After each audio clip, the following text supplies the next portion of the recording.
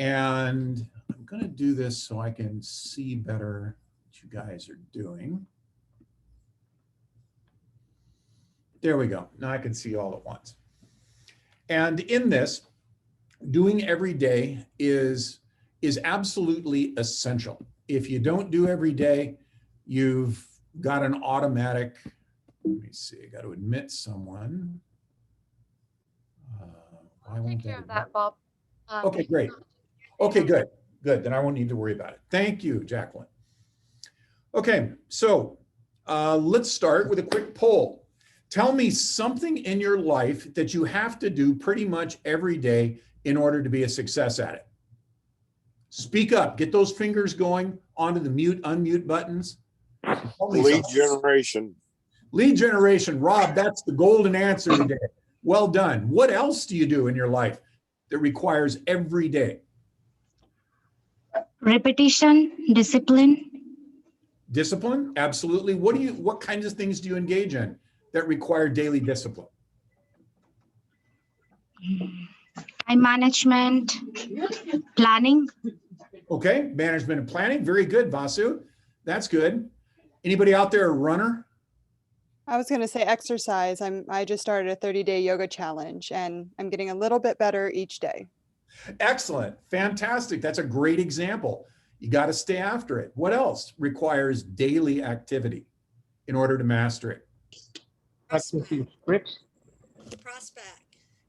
Prospecting? Yeah. Rick? Practicing sprints.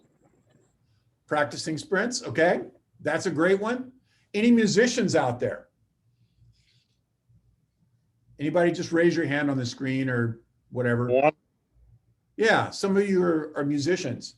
How often do you have to practice? When you feel like it? Nope, not if you're going to get very far. You usually start when you're a young child and you end up, if you pursue it, all the way, in your 20s and 30s before your instruction portion is over. So musicians know how this works. It's every day. It's whether you feel like it or not, and you have to put some concerted effort into it. We're going to find today that in order to be good at scripts, we are going to have to put effort into it, and it is a daily thing. There's no particular secret to success here. There are a number of methodologies, but at the end of the day, people who are successful at this, there are clues that they leave behind. And we're going to try and pick up those clues and figure out how we can actually make them work in a really good way for us.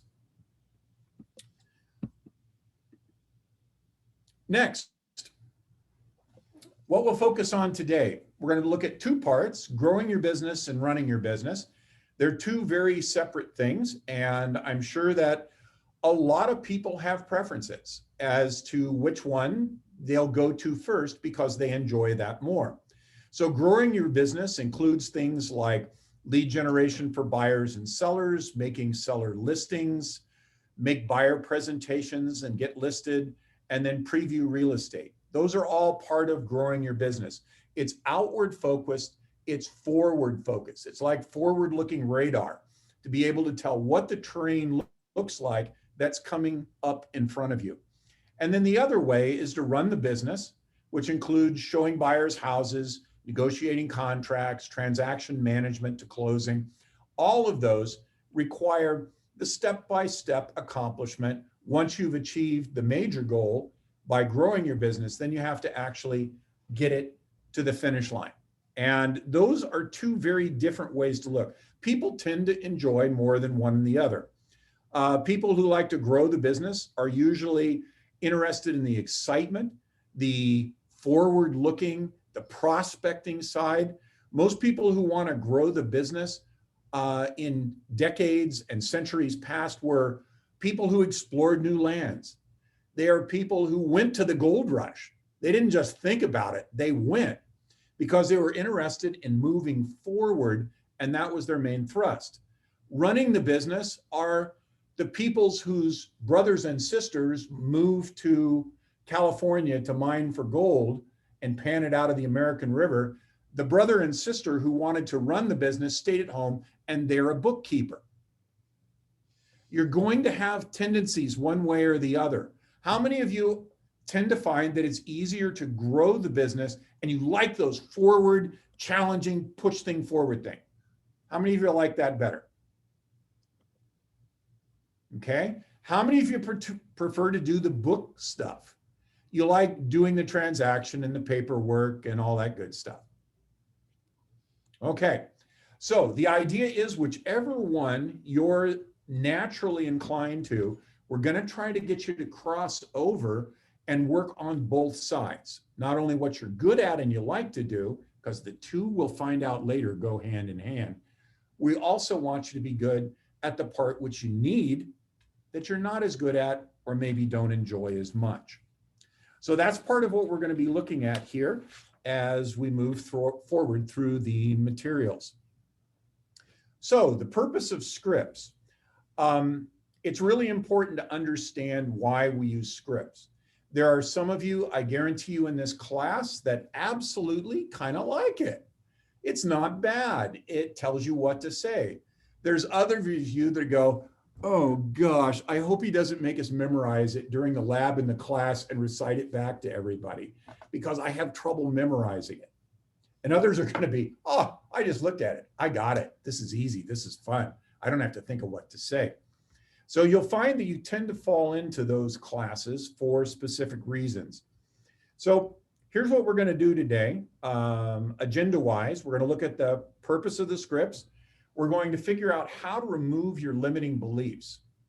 That's part of the standard curriculum. So we're going to figure out what messages we tell ourselves that stop us from moving our business forward and not using scripts. And I'm going to add in some extra because of my background. My graduate degrees lean heavily on communication, interpersonal psychology, and education. So in that, I'm going to try and also help you understand why you're the way you are and then how to work around it.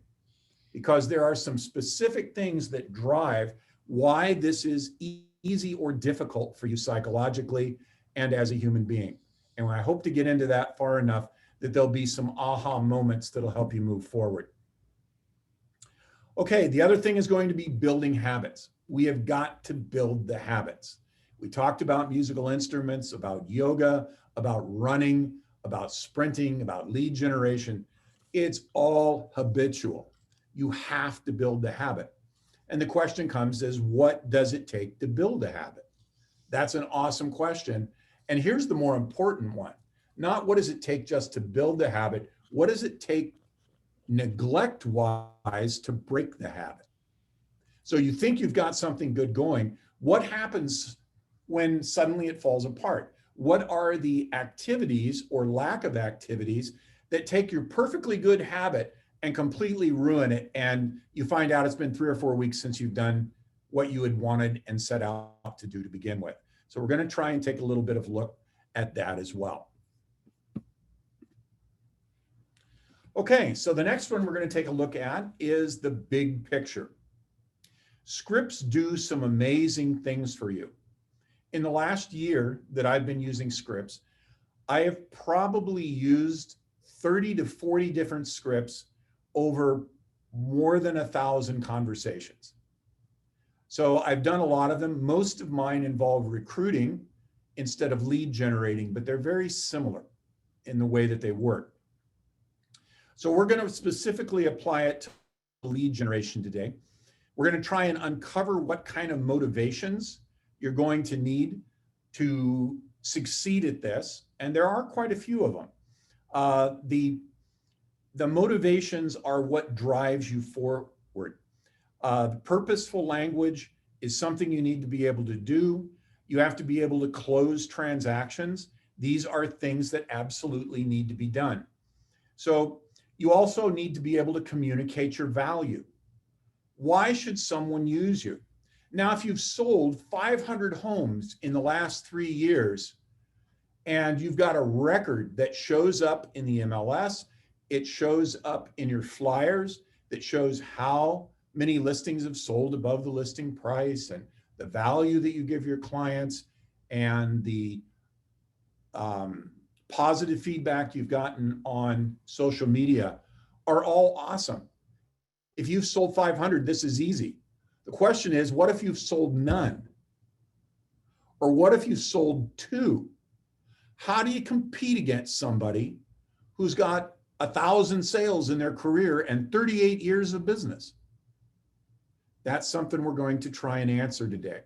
We're going to look for strategies when you're new to be able to move forward and get the clients even though you don't have a lot of experience. And there's a number of ways folks have tried this, and we're going to explore them together in discussion. Okay, so that's where we're going with this. Any questions so far? Pop that mute button on and off. No questions. Going once. You're awfully quiet. I'm not going to let this happen for the rest of the class. So, okay, I'm going to move on. Okay, so we're going to start here with the purpose. What is the purpose of a script? Now, I'm going to make you start doing participation, and I'm just going to call on you, so be ready. Get your finger over the mute button. So let's start with Lupita. Read the first one. Did you find everything you were looking for? Awesome. Very good. Thank you, Lupita. Good job, man. That finger was quick. You were ready. Good reflexes. Okay. Did you find everything you were looking for? Now I'm going to have somebody read the second one, and let's try Vasu. Vasu, read the second one. Go ahead, look around, and please let me know if I can help you. You guys are awesome. That finger was right there on that mute button. Well done. So yes, and that was well read. Okay, let's look at the third one. And Rob, read that one for us. I see you admiring the big screen TV. Are you looking to get one for the big game this weekend? And if you buy the home with me, I'll give you the big screen TV for free. Wow, okay. So you're overachieving today. The only phrase I missed out of that was, but wait, there's more. Yes. Not only do you get the big screen TV, incredible service, but you also, okay. So very good, Rob. TV for free. Excellent. Okay, good. You guys are loosening up. This is excellent. You guys have all heard this. Everybody in this class has heard these phrases, because anytime you go into a general sales environment, these are 3 of the most common phrases you get. Whether you're shopping for clothing, or you're shopping for a car, or you're shopping for a new set of pots and pans for the house, if there is a sales associate there, you have heard these 3 types of questions as they engage you as a customer. So they're common. And why do they use these questions? Why are these common? Why have we all heard them? What's the point? What's the purpose? Somebody tell me. Why use them? To talk to the customer, to just get them to open and talk. Yes, very good. Engage a conversation with the customer. Get them talking. Excellent. What else? Give them a feeling. Go ahead, ladies first. Give the customer a feeling that you care, you're paying attention, and you're there for them. Yes, excellent. Well done. It's service, isn't it? You're there to help them by giving them a service so that they can move forward with whatever it is their intent is for buying. Excellent. Okay, what else? Give me one more. Somebody jump in. Pardon? To learn what they're looking for. To learn. Well, this house doesn't work for me, but okay, what are you looking for? Excellent. Excellent. We've all run into these, and they're very important. Salespeople who are smart know how to engage and start narrowing down what their clients are trying to achieve. That's really important. And if they aren't, then they'll ask these questions and ignore what the response is. So when I go down and look for a car, which is not frequently, I tend to keep mine 20 or 30 years, whether I need to or not. But when I go down and look at a new car, most salespeople are immediately think, okay, what's this guy's image? Is he more of a coupe man or a sedan man, or is he a convertible man? How does he engage? What kind of money does he have? Is he wearing fancy jewelry and fine clothing. It's hard to tell, but I've watched good salesmen and bad salesmen approach me on that. And who wants to bet what my first criteria is? If you know me personally and you've seen me in person, somebody tell me what my first criteria for buying a car is. Gas mileage. Nope, absolutely not. Nice guess though, Rob. Good try. What is it? Think about who I am. What do I look like? It has to look nice. It has to be presentable. Great, great guess, because I like Jaguars, and one of these days I'm going to have a Rolls Royce. But nope, that's not it. Good guess though. Quality, because you keep the asset for 20 years. You just mentioned that. Ooh, that's a good one. Still not it. Good guess though. Okay, I'm going to stand up to Price? give you a clue. Oh, it needs to be I- tall. You need to fit in it. Yes, there's the answer. Good job. You got it. I have to fit in it. I went in the other day to look at a particular Porsche that I just for curiosity's sake. And I asked the salesman, do you have the sports seat? Because it appears that the sports seat is deeper and gives more headroom. And the salesperson looks at me literally like this. I'm going to get close to the screen. And he goes, you're not going to fit. And I said, you think so? And I said, but it's lower. And he says, let me show you one. He opens the door and my backside is about this wide and the seat was about this wide.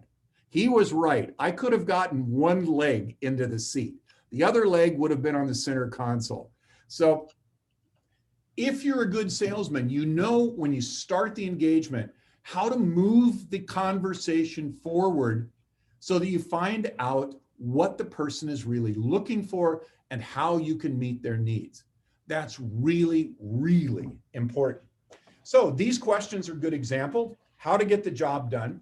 And when it comes to scripts, I want you to think in terms of a continuum. No, this is no longer the width of my backside. Now it's a continuum, left to right on a timeline. So on one side of the continuum, you have robot speech. Hello, I am your Keller Williams salesperson. I am here to meet your every need in real estate. The other side of it is the deer caught in the headlights. And they do this. Hello?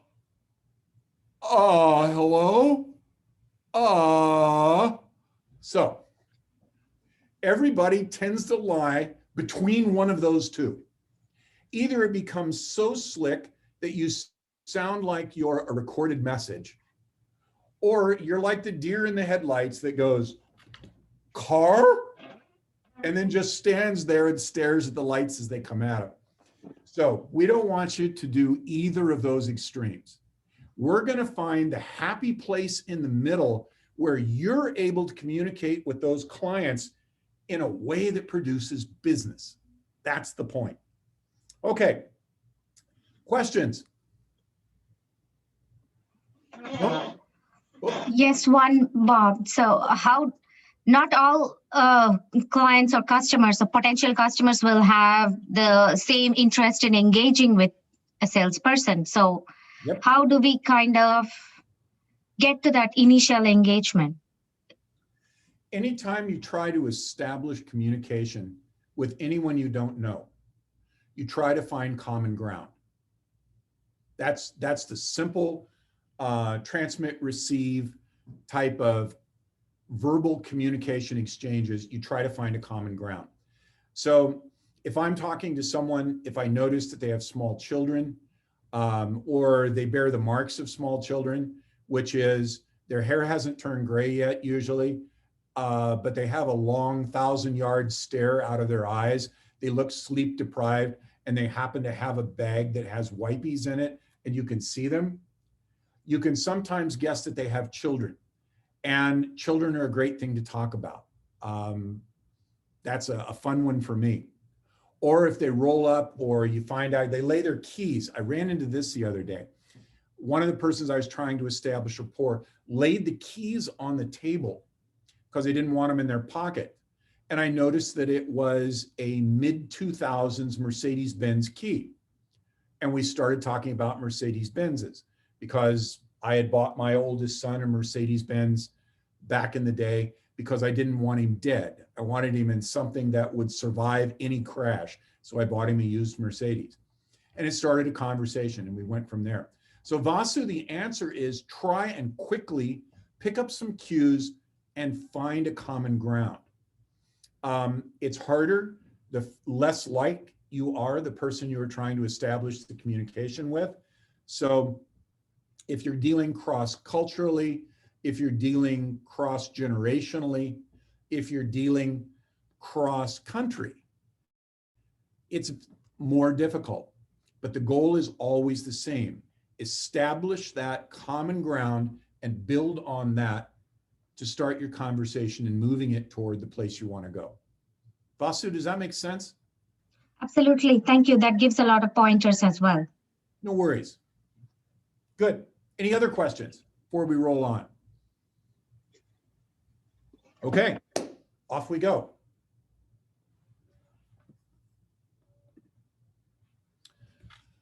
Okay, removing your limiting beliefs. Now, hopefully you've printed out your Ignite booklets that you have. If you don't, you need to drag them up now on the screen and put them somewhere you can get at them quickly.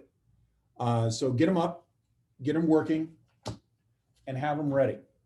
So for this one, we're going to look at page 4. Bob, I sent a Spark Ignite toolkit and scriptbook in there, but I believe that might be a different one that you're using. I can't seem to get access to the one that you have. Who's speaking? This is Jackie. Sorry about that. Jackie. The Yeah. one I'm using says version 5.2, and it's the one that came out in the sheet that I've pulled everything from when they said that we were going to teach it. So it looks like this without the markings. Let me see. The one in the chat says 5.2. Okay. Yep, good. So it's 5.2. Good. All right. So if you don't have 5.2, I'll try to make sure that you're still queued up verbally for what we need to look at. Okay, the first thing you need to think about is when you are beginning to examine your limiting beliefs, you've got to look at your inner dialogue. Everybody's got one. Some of them are more developed than others. It's important to know what you're saying to yourself. Now, how many of you know you've got a strong inner dialogue? You're talking to yourself all the time. Okay, good. That happens. It's the normal thing to do.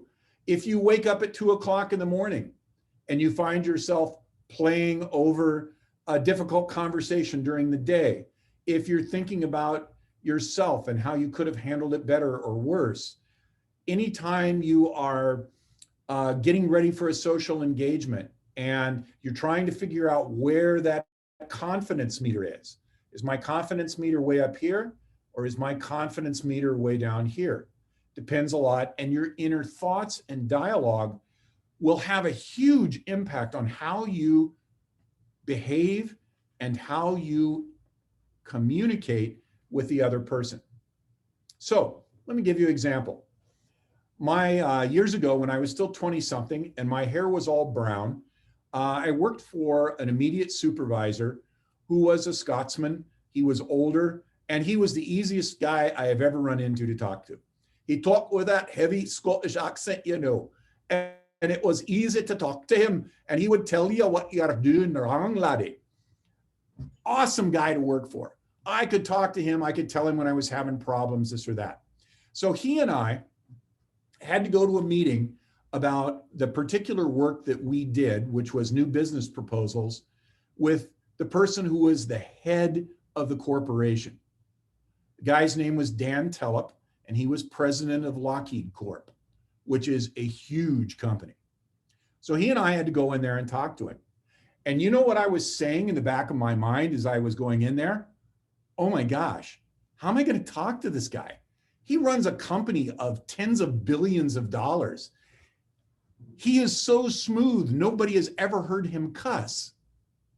He is a complete gentleman. He drives a 64 Mustang, even though he could afford an airplane to go back and forth to work. How do I talk to this guy? I don't know how I could even have anything to say to him. So I was 20 something, and that's the end of the dialogue. And guess how smooth I was when I actually had to answer questions to the president of Lockheed Corp when I was a salary grade 6 working in new business proposals. It was very much like the deer caught in the headlights. When I was explaining it and we were talking back and forth with my Scottish boss, it was easy. It flowed like butter. And I got in this place all the negative things about myself. I was telling myself, I'm not good enough to pull this off. I shouldn't be here. I'm not a high enough salary grade. And guess what? It was a self-fulfilling prophecy. My guess is every one of you has had some similar experiences. Not necessarily just like mine, but there's been times you were comfortable, you're able to flow very well in your communication.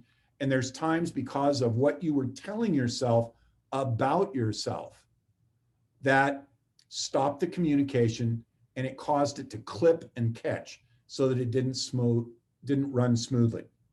Okay? Am I hitting a nerve? You guys run into this? Okay, good. Glad to hear it, because everybody does. If you don't, if you think you've never seen this at all, then you're a rare person, and a lot of what I say is not going to make any sense. So you're on page 4 of your participation guide. I'll hold it up again. Mine's all marked up because I study hard before I teach. So it looks like that. And we're going to start in the upper left-hand corner with box A. Now we're going to do this together, and this is where you got to have your mic on, mic off, mic on, mic off, really there. So get your fingers warmed up again and over the buttons and ready to go. So the first one is write down limiting beliefs that have held you back when making phone calls. Okay, take a minute and just jot something down. And I'll spare you humming the person from Ipanema song, which you hear on the elevators all the time. Dun, dun, dun, dun, dun, dun, dun, dun. So I'm going to spare you that, but you got a minute. Write something down. Write multiple down if you can, because I am going to come back to everybody. Okay? What limiting beliefs have held you back when making phone calls?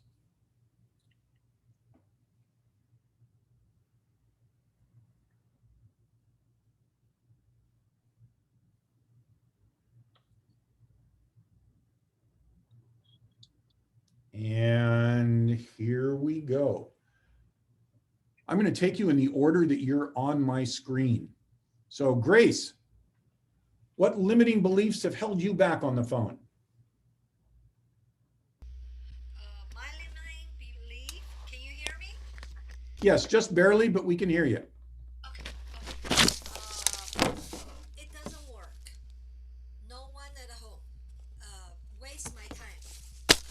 Okay, very good. Thank you. Good job. Kiko.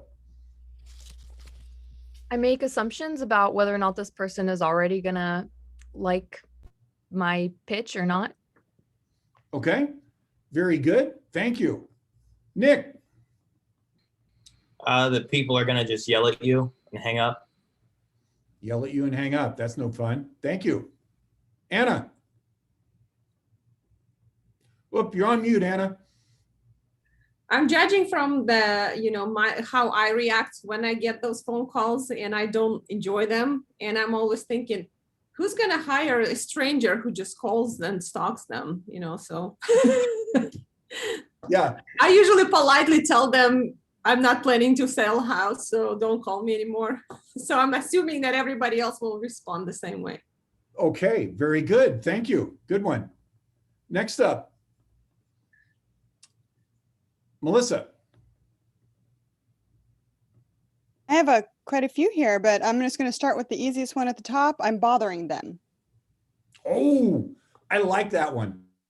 I have that one too. That plays on a record all the time. Yeah, all the time. Is it too early? Is it during their lunchtime? They're at Yes. work, they're spending family time, they're in the middle of dinner, it's too late to call. I didn't call all day.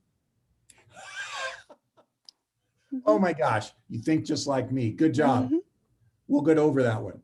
Linda. I might be wasting somebody's time, and I have so many other things to do. Very good. Wasting time, and there's other things to do. Excellent. Thank you, Linda. Lupita. All the above. I love Melissa's. Very good. Okay, there's 3 of us on that page now. Very good. Thanks. Wilma.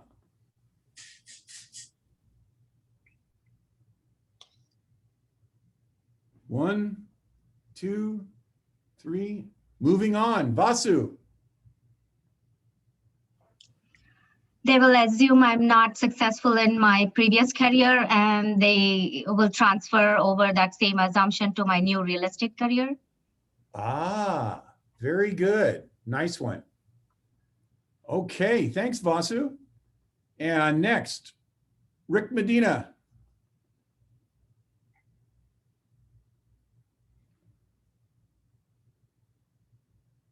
Moving on, Dominic.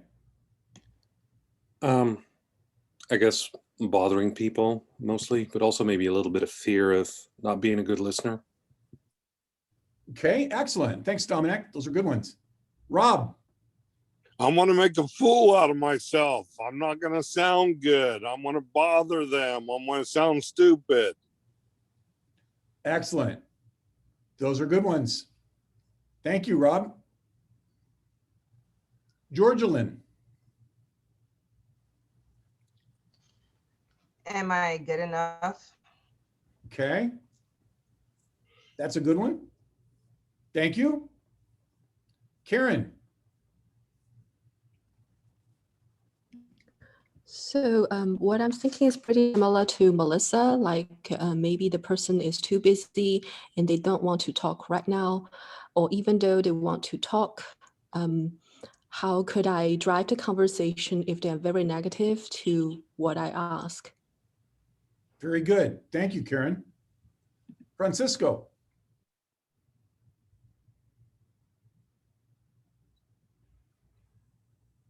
He's connecting to audio. Okay, we're going to move now. If I haven't called your name, it's not because I'm overlooking you. It's because your name doesn't appear next to your picture. So jump in. If I haven't called your name, it's because I can't see your name. And I'm not recognizing you from the picture, which happens. My name is Nancy Fernandez. I'm jumping in. Hi, Nancy. Hi, good morning. Good morning. Everyone is great. I'm just going to say rejection. Rejection. Ooh, that's a good one. It's very general and it's very strong. Thank you, Nancy. You're welcome. Anyone else? Okay, again, if I didn't call your name, it's because I don't know it or I can't see it on the screen. I'll jump in again. Okay, go ahead, Melissa. And I know we're going to be talking about scripts today, but I often feel like I don't know what to say. Ah, oh, wow, that is the answer for a script class, right? I don't know what to say, so I've got a script. Excellent. Good one. Okay, I guarantee you there's at least 3 or 4 people for every answer that was given that inside their heart went, oh yeah, me too. We all do it. We do the negative speak to ourselves. And this is something that's hard. If you come from a field where motivation and rejection is not a daily problem, then you're not used to dealing with this. I'm out of high tech. Most of you know that. And I had a long career in high tech, in engineering. Guess what engineers never have to do every morning? They never have to sit down and call a dozen people who don't want to talk to them. It just doesn't happen. We have our work to do. We sit down and do it. We build our programs, and this is not a part of daily life. Yet, as soon as you move into the sales environment, you find things like daily affirmations. I'm a good person. I have a good product to sell. I am looking forward to a positive interaction with new people. I want to be the person who is available and does the best job at listing and selling real estate. When I first saw that in sales training, I thought they were all nuts because you don't do that in engineering. That's not a need. But the more I have been through the last year closely working with KWSCV, oh my gosh, now I understand why salespeople need to do that. Because all they hear is no, no, no, no, no, no, no, no, no, no, no, no, maybe, no, no, no, no, no, no, no, no, no, no, no, no. Okay. And that's the relationship between yeses, nos, and maybes. There's a lot more nos. And I had an aha recently. It's how many no's we actually get. I've been looking at the math, both of my calling over the past year, as well as things that Keller Williams published. And I realized something. The number of no's is way bigger than I like to think about it to get that one yes. So you have to do something to buoy yourself up so that the negativity just doesn't sink you under the water. You know, how many of you have friends that are always 100% negative on everything? You've run into those. How often can you be around those friends? All the time, some of the time, or almost never?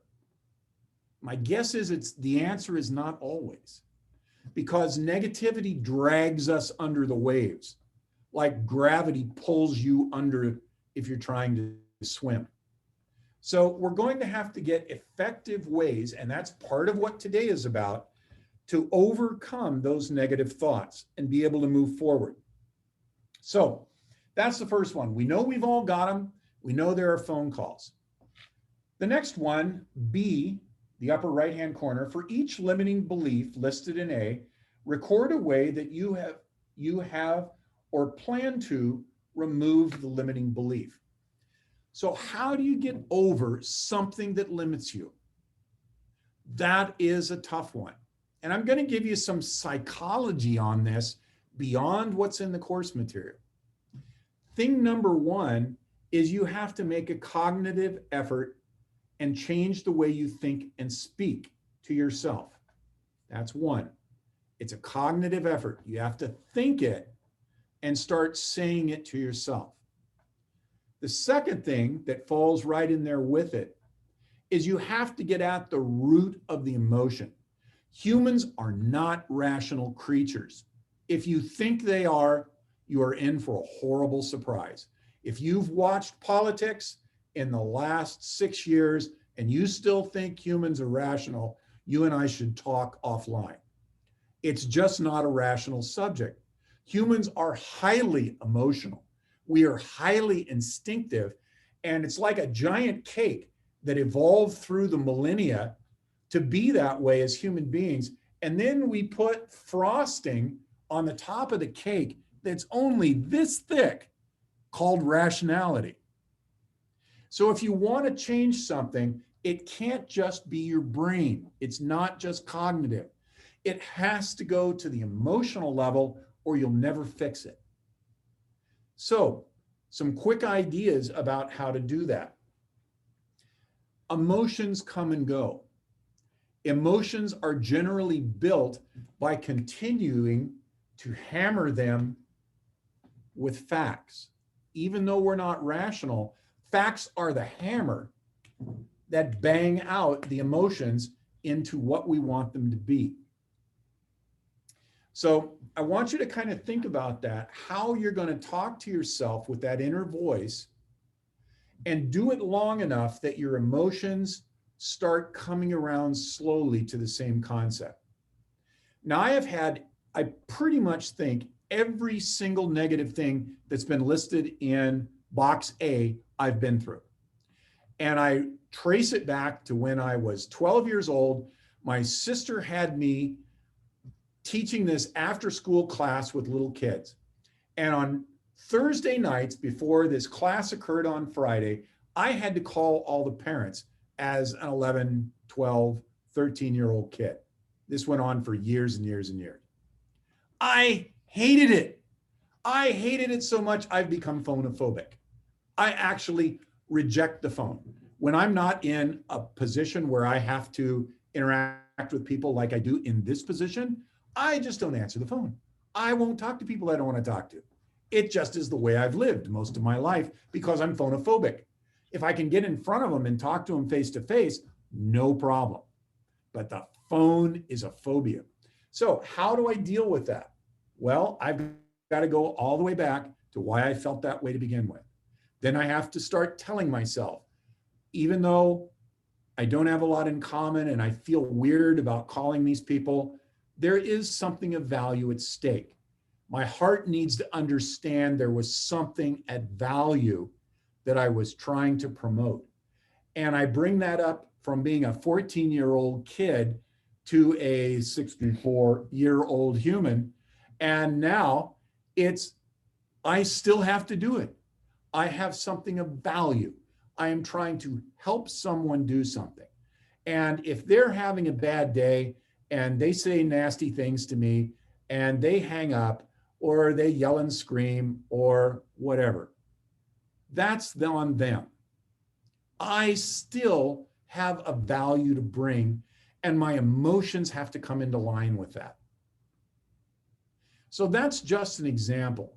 It can be much different for you, but the principle is the same. Use your thoughts and your facts to hammer your emotions into a position and a shape that begins to believe what you're trying to do. Okay, questions on that? If not, 1 minute, write down. Bob, how do you do that? How do you shift your belief? Is it training every day? Is it? It's Right. consistency. What worked for you? What works for me is I have to hammer it constantly. It's a constant thing. If I don't, it's like trying to push something that's buoyant underwater. As long as I'm exerting effort, I can push it underwater and it'll stay there. And if I stop, guess what it does? It floats back up. So I try to train my emotions by continually pushing the point with them every time they pop up. And I argue with them and I make them agree with what my head is telling them. And it works over time, but it takes daily work to do that. Your emotions will eventually come around. Now, there's another factor that comes in too. You will have some positive experiences. And those will fuel the fact that what your brain is telling your emotions is actually true. And your emotions will believe it more easily. So you get the person on the phone. Hi, my name's Bob Stolz. I'm the CEO team leader of Keller Williams Santa Clara Valley. How are you today? I'm fine, Bob. How are you? I'm here to offer you an opportunity and want you to consider engaging with me in looking at your real estate business and seeing if there's a way that we, who are organized a little bit differently than the normal Keller Williams or real estate office, can offer you something that will take your business to the next level. Are you interested in that? Actually, I am. I just got in the worst situation. My broker raised my fees. I hate it. The people I work with throw rocks at me when I'm in the driveway. I want out of this place. Would you talk to me? Why, yes, I will. When you have those experiences, everything changes. Your emotions start realizing, oh, it's not a hopeless battle. It's a numbers game. And so your head starts working on your heart to stay at it. You get those positive experiences, which will come, and you dwell on those. You think about them. You remember them. You write them down with a pencil and a piece of paper, and you stick it to the wall in front of you so that it's in the top of your mind. If you guys were in my office right now, and okay, I'm going to do this. This is the planning for Keller Williams Santa Clara Valley. It involves all of the leadership staff. Guess why it's sitting in front of me? So I don't forget it. Why do I have something here about the 5 models? Because I have trouble remembering it. What in the world is that? It's a Latin chant that I'm memorizing because it's good for my memory. What's this? Oh yeah, part 2. We saw this yesterday in class about the number of touches for leads and contacts. You have the opportunity to surround yourself with things that are important to you and help your mind and your emotions get where they need to be in order to function in our business. Does that make sense? Top Yes. of mind. Okay. Hey, Bob, So can I jump in with that a little bit? Absolutely. I really like the use of the word dwell. You said to dwell on it. And I had an aha that these limiting beliefs, this self-talk is nothing more than negative affirmations that we're feeding ourselves. And then we have that bad experience and then we dwell on that bad experience. I made that call. I found out I was bothering them. It was in the middle of their dinner time. I hang up that call. I dwell on that and I carry that to the next thing. That exact same formula can work in reverse, in the positive. Oh, excellent. So I feel like what I just wrote down for the bothering, and I haven't really worked on it yet, but you were saying bringing a value. And if I have something that they want me to call ASAP. Doesn't matter what time or what they're doing. If I have a service or a value that they want to know about it right now. And when you call and say, I'm in the middle of dinner, let me step away from the family because I want to hear what you have to say. Then I dwell on that. Like, wow, they really want this value and the service that I'm offering. They were willing to put down their knife and fork, step away from their family and their dinner to hear about what I'm calling about. And then just dwell on that. I always thought of dwell as like a negative term, but it's not. It's just an action. Excellent. Wow. That is a great insight. I love that. There is a quote out of the Christian Bible that says, as a person thinks, so are they. So I'm not espousing any particular religion. I'm just saying that piece of wisdom is exactly what you're talking about. Think about the positive stuff and it will follow. Wow. Excellent insight. Thanks for sharing that. I guarantee you there's others who are running into the same thing. Any other comments? Yeah, I'm just from my experience calling, and I honestly don't have any problem calling people. I had some limiting beliefs, but I got over them, and I had pretty good result. And what helps me, I'm just always thinking, okay, worst case scenario, what's gonna happen? It's on the phone. They're not gonna, harm you physically in any way. Worst case scenario, they're gonna hang up. So that's all. Like, it's not a big deal. So. And if you think you might be, calling in the bad time, then start your conversation from asking them, how are you? Is this a good time to talk? Do you have a minute? Or can I call you at a later time? And, usually people say, yes, it's a good time, or, it's not a good time. Just think about worst case scenario. What is the most horrible way it can go? They're going to hang up on you. So what? Then you move on. That's it. So it's really not as scary as it seems. Like, okay, you call a person, they talk to you or they don't talk to you, and that's it.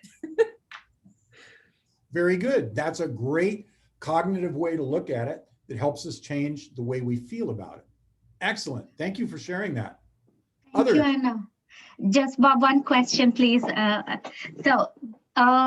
I come from this place where I want the others to think I'm competent and that I can be trusted. So when I consider the worst case scenario, so how do I not let that negative experience reflect on my future efforts? Yes. Excellent. That's hard to do.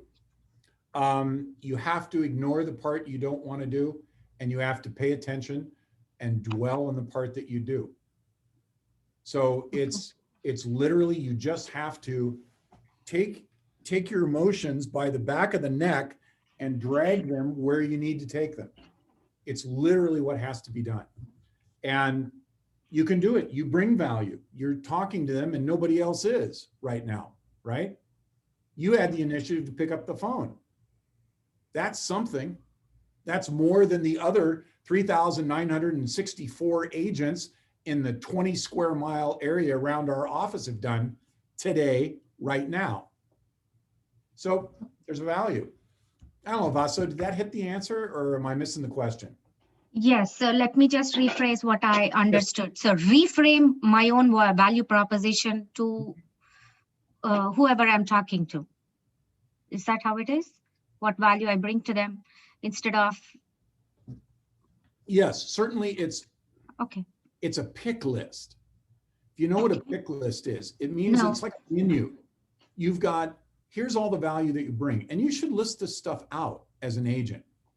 I bring, you know, in our case, if a lot of us are new, then experience isn't one of them you can bring to the table. So what do you bring?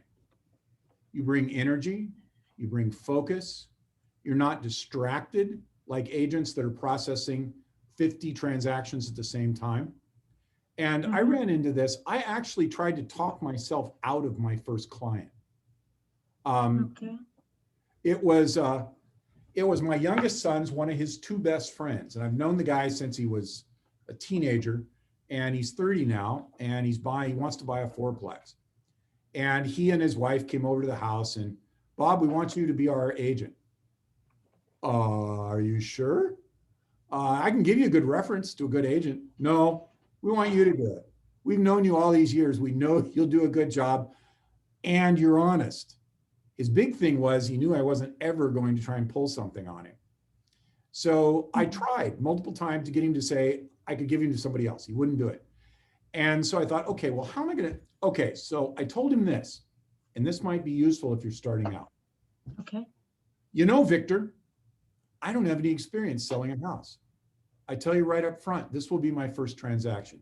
You can't imagine how exciting it is to get a chance to do this for you and help you get your dream fourplex. But I know that I might make a mistake because it is my very first transaction. This is my friend, Mark Burstein. Mark is my mentor. He has sold hundreds and hundreds of houses. He is a broker. He has started his own groups and businesses. Mark is gonna pair with me. He and I are in a business relationship so that the attention, the wisdom, and the experience of our first transaction is gonna have more focus, more experience, and be better strategized than what you will even get from a super agent. Because you have two people who want to see you succeed, and one of them is a master. And we are completely focused on this transaction. Okay. I don't know, what do you think? Would you I list need that script. Yes. Could you write that up for me? Real fast. Yeah, probably can. Send me an email and I'll remember to do it. Okay. Yeah, I sympathize with you. One of my limiting beliefs is that they're going to know my lack of experience, and I think I have a little bit of imposter syndrome. And from the beginning, when I first started real estate, everyone told me not to say that I was new. Right. And I still do. I still feel like an imposter. I'm calling to try and convince you to let me be the one to help you with the sale of your home. And I can bring value, and I am someone you can trust, and I do care about you. But why should they choose me over someone who has those same values plus the 20 years experience? You know? Great question. Can I give you a possible script for that? Yes, please. Okay. I'm going to have to draw on my own experience, but I'm sure you've got something that falls into the same type of thing and it works. So I used to be a pilot. And when you're a pilot, you're trained very carefully on ground school about how to navigate, the basics of flight, the physics of flight. And then you graduate from your ground school and you begin flight training. They put you in with an experienced pilot who's specifically certified to be an instructor pilot, and you learn to fly. And after a minimum of several hundred hours, or however many hours it takes for you to become competent, that instructor pilot will sign you off, and then you will do your solos and make sure that you are set up with the FAA, and the FAA will do check rides with you and certify you as a newly licensed pilot. You now are a licensed pilot, and that's an exciting moment. Now, are you competent to take off, land, navigate, and make it cross country in your aircraft? And the answer is yes. The Federal Aviation Administration has licensed you and you are ready to go. Does it matter that you've only done it 5 times or you've done it 50,000 times? Do experienced pilots make mistakes? Yes. Do new pilots make mistakes? Yes. Do new pilots succeed in difficult situations? Yes. Do experienced pilots succeed in difficult situations? Yes. The bottom line is I'm certified to do my job, and I focus and do it to the best of my ability. And whether you've flown 50,000 hours or 500 hours, I can still get you to the target. Now that's a little bit long-winded, and it involves me being a pilot. But what it says is you as a real estate agent are certified by the state of California to sell real estate.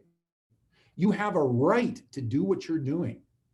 Every single sales agent is under the direction and legal responsibility of a broker, because the broker is there to make sure that someone is really watching what's going on.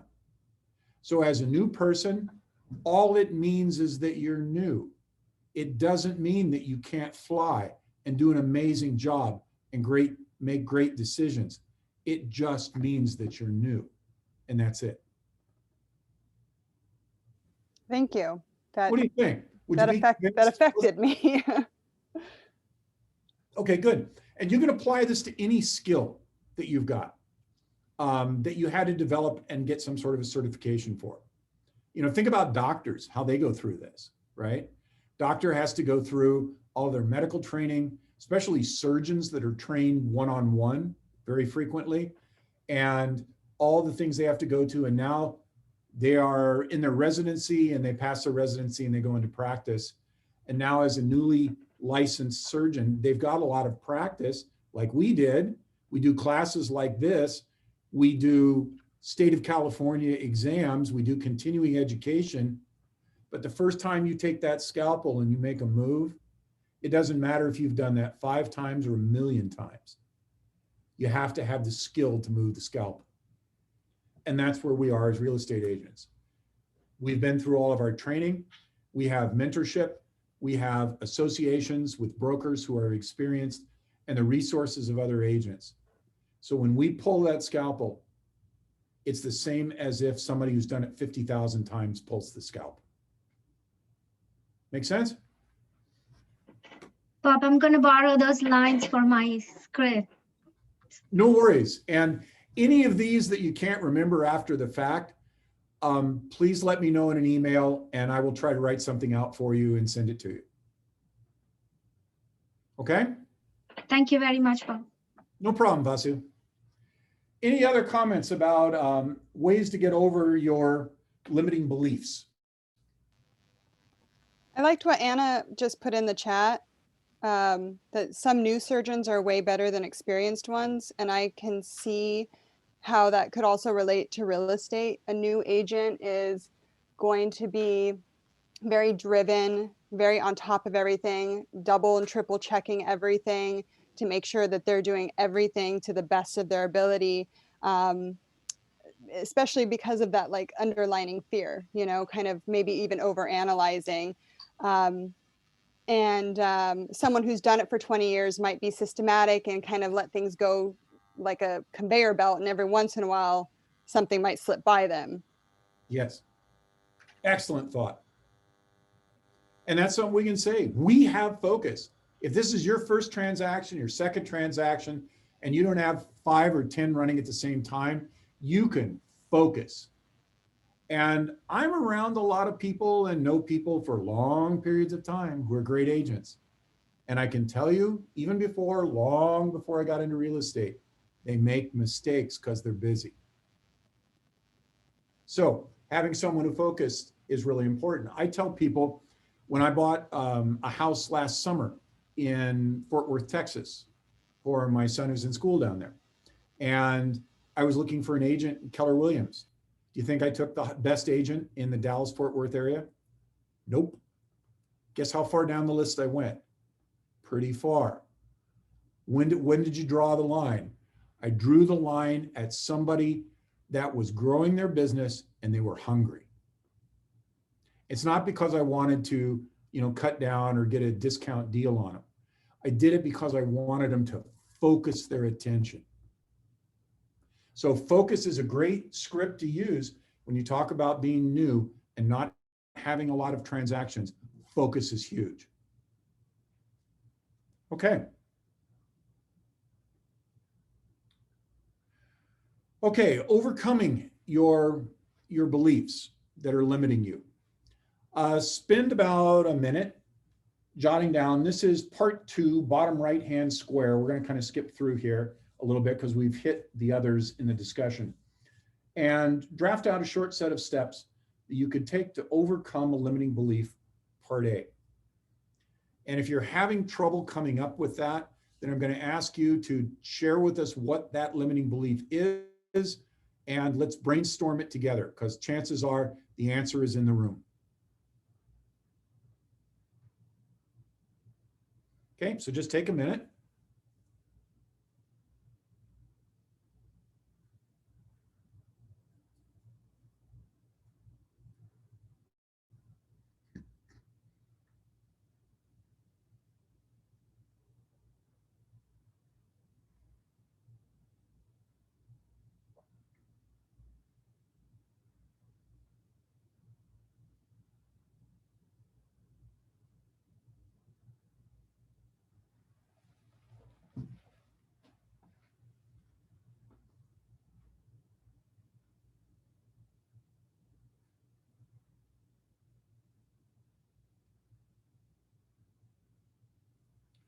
Okay, could I have a couple of people share? Or if you're having trouble getting the answer, please share.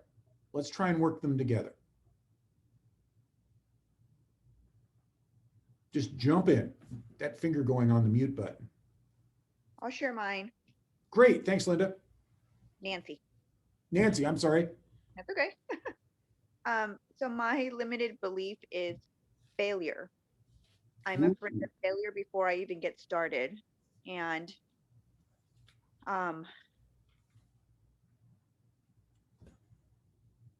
okay, are you having trouble with coming up with an answer to how to get around that?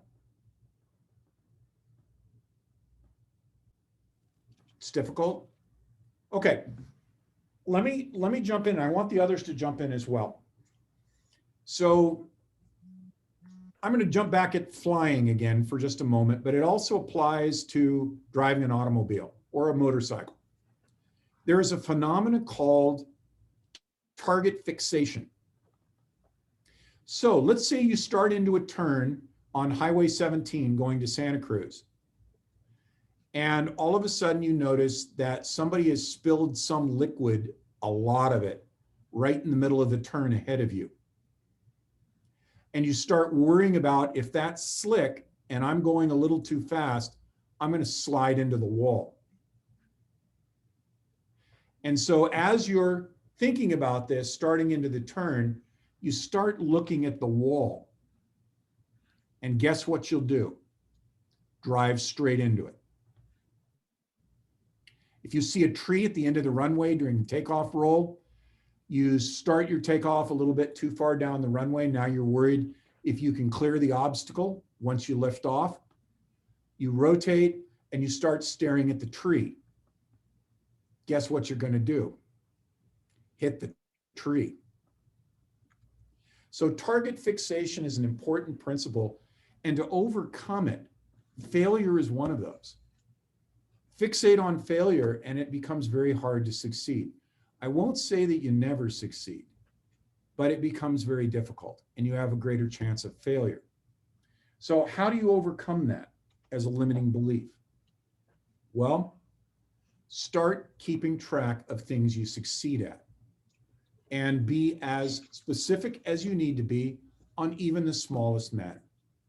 So if my problem today is, I just feel like I'm going to fail at this. I studied like crazy for this class. I haven't taught this class before, and I'm a teacher in my early career, and I hate wasting people's time.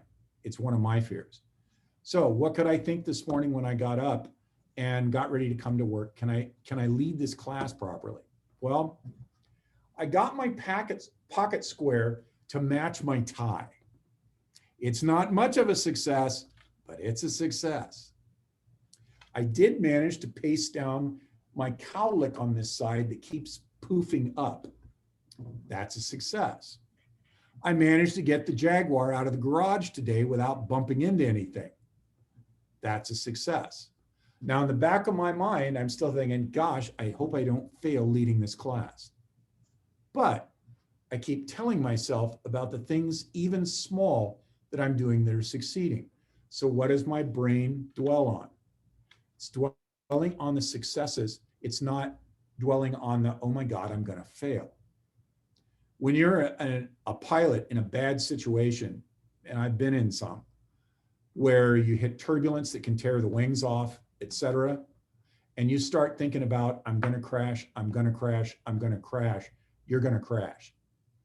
You have to have the dogged determination to say, no, I'm not going to crash. I'm going to keep control of this airplane. And by golly, I'm going to fall back on what I'm trained to do.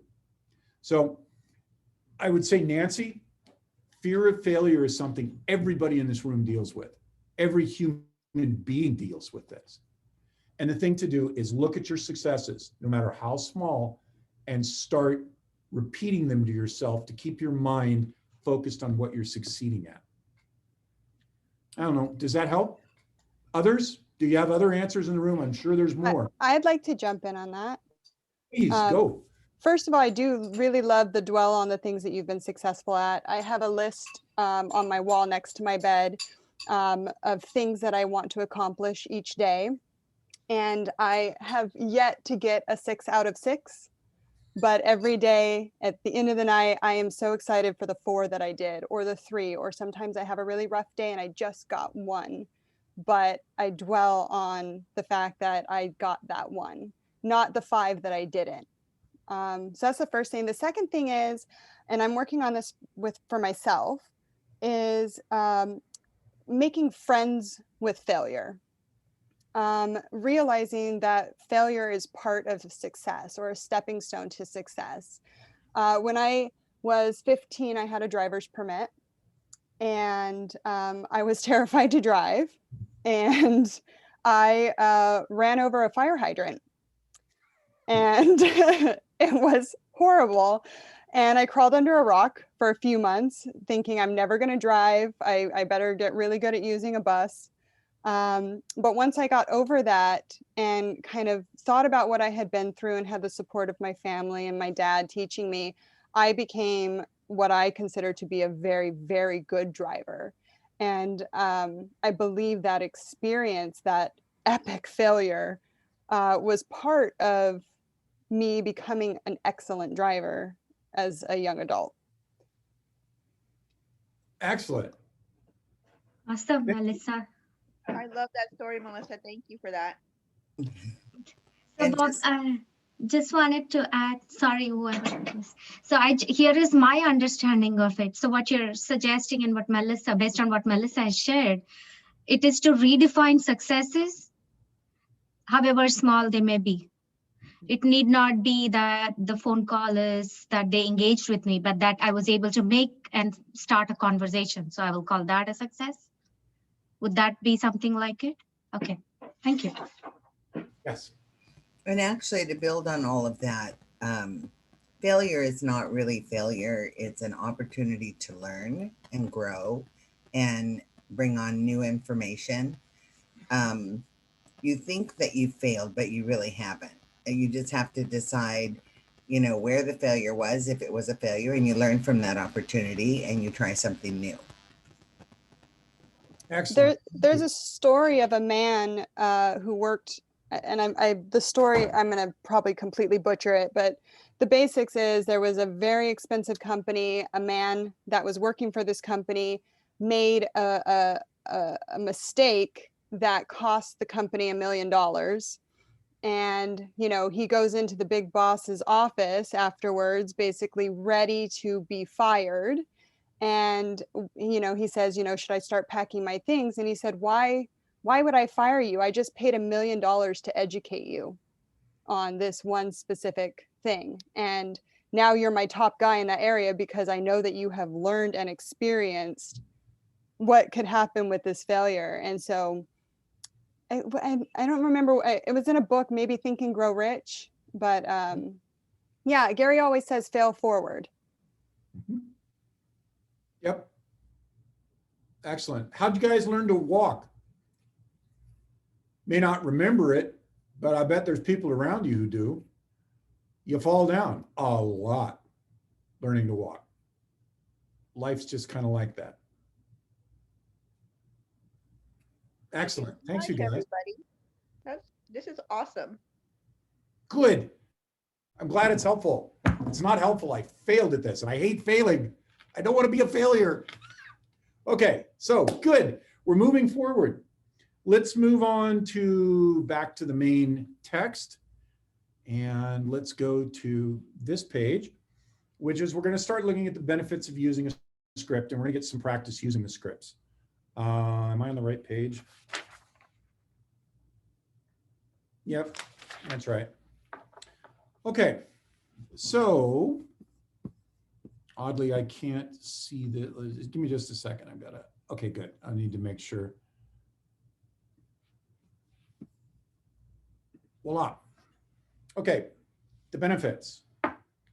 Scripts build confidence in job ability. That's right. You need confidence. Scripts allow you to stay focused on the conversation and in the present moment, which is good. And scripts allow for consistency in what is said and actions that agents take. Scripts can be refined more easily than extemporaneous conversation. It's just a fact. It's repeatable exactly a certain way multiple times. And if all you're doing is threading your thoughts, you're going to have trouble getting the words exactly the same every time. Now, where does this come into play?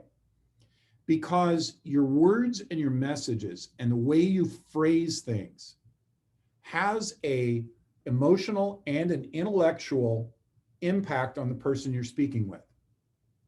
And by refining your script, you can hit them with something that is meaningful to them and helps them launch a conversation that allows you to meet their needs while sharing your expertise and abilities. That's the real key. And to do this, someone has to actually hear what you intend to say. And there's a huge possibility for a disconnect there.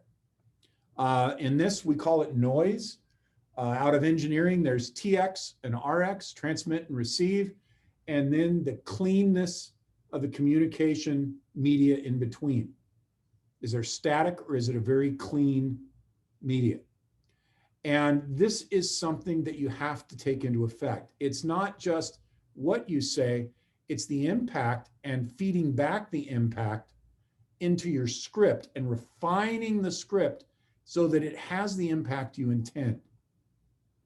Every communication consists of a verbal language component and a visible gesture component. Only about 10% of what you communicate is your words.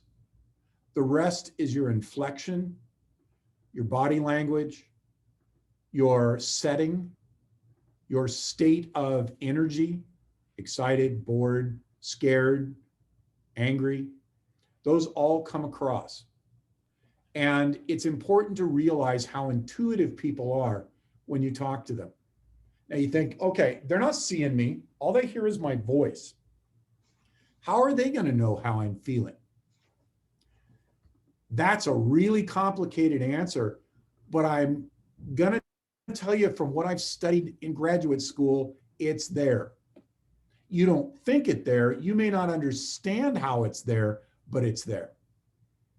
So people are intuitive. They pick up on your attitude, your emotions, everything, even if they're only listening to 10% of what you're communicating by hearing you talk on the phone. They will pick it up, and it's amazing to watch. So the example I'm going to give you is an argument that we used to call from the lesser to the greater. So I was a huge horseman through most of my young adulthood. I used to compete at cross-country jumping, dressage, stadium jumping, did things called 3-day eventing. And I absolutely love it. Was the passion of my life outside of raising children. I love riding. So horses are not real bright. They will walk off the edge of cliffs. They will walk under a branch and just clean you out of the saddle because they're not that tall. Why should they worry about you?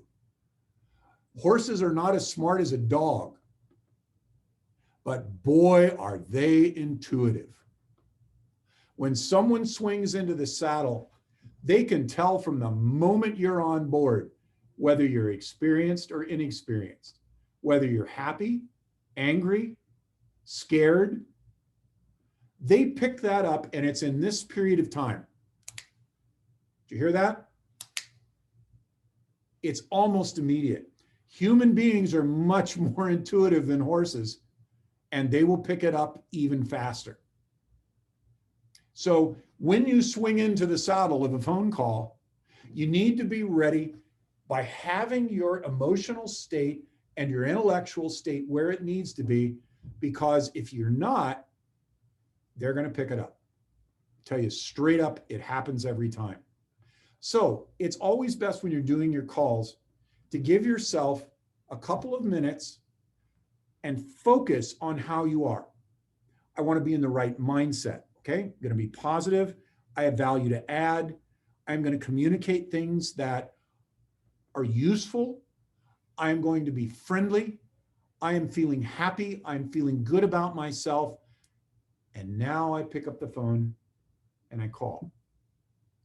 Because those residual feelings and emotions will communicate even though it's only a voice call. And if you're in person or on a video call, the bandwidth of that is even higher.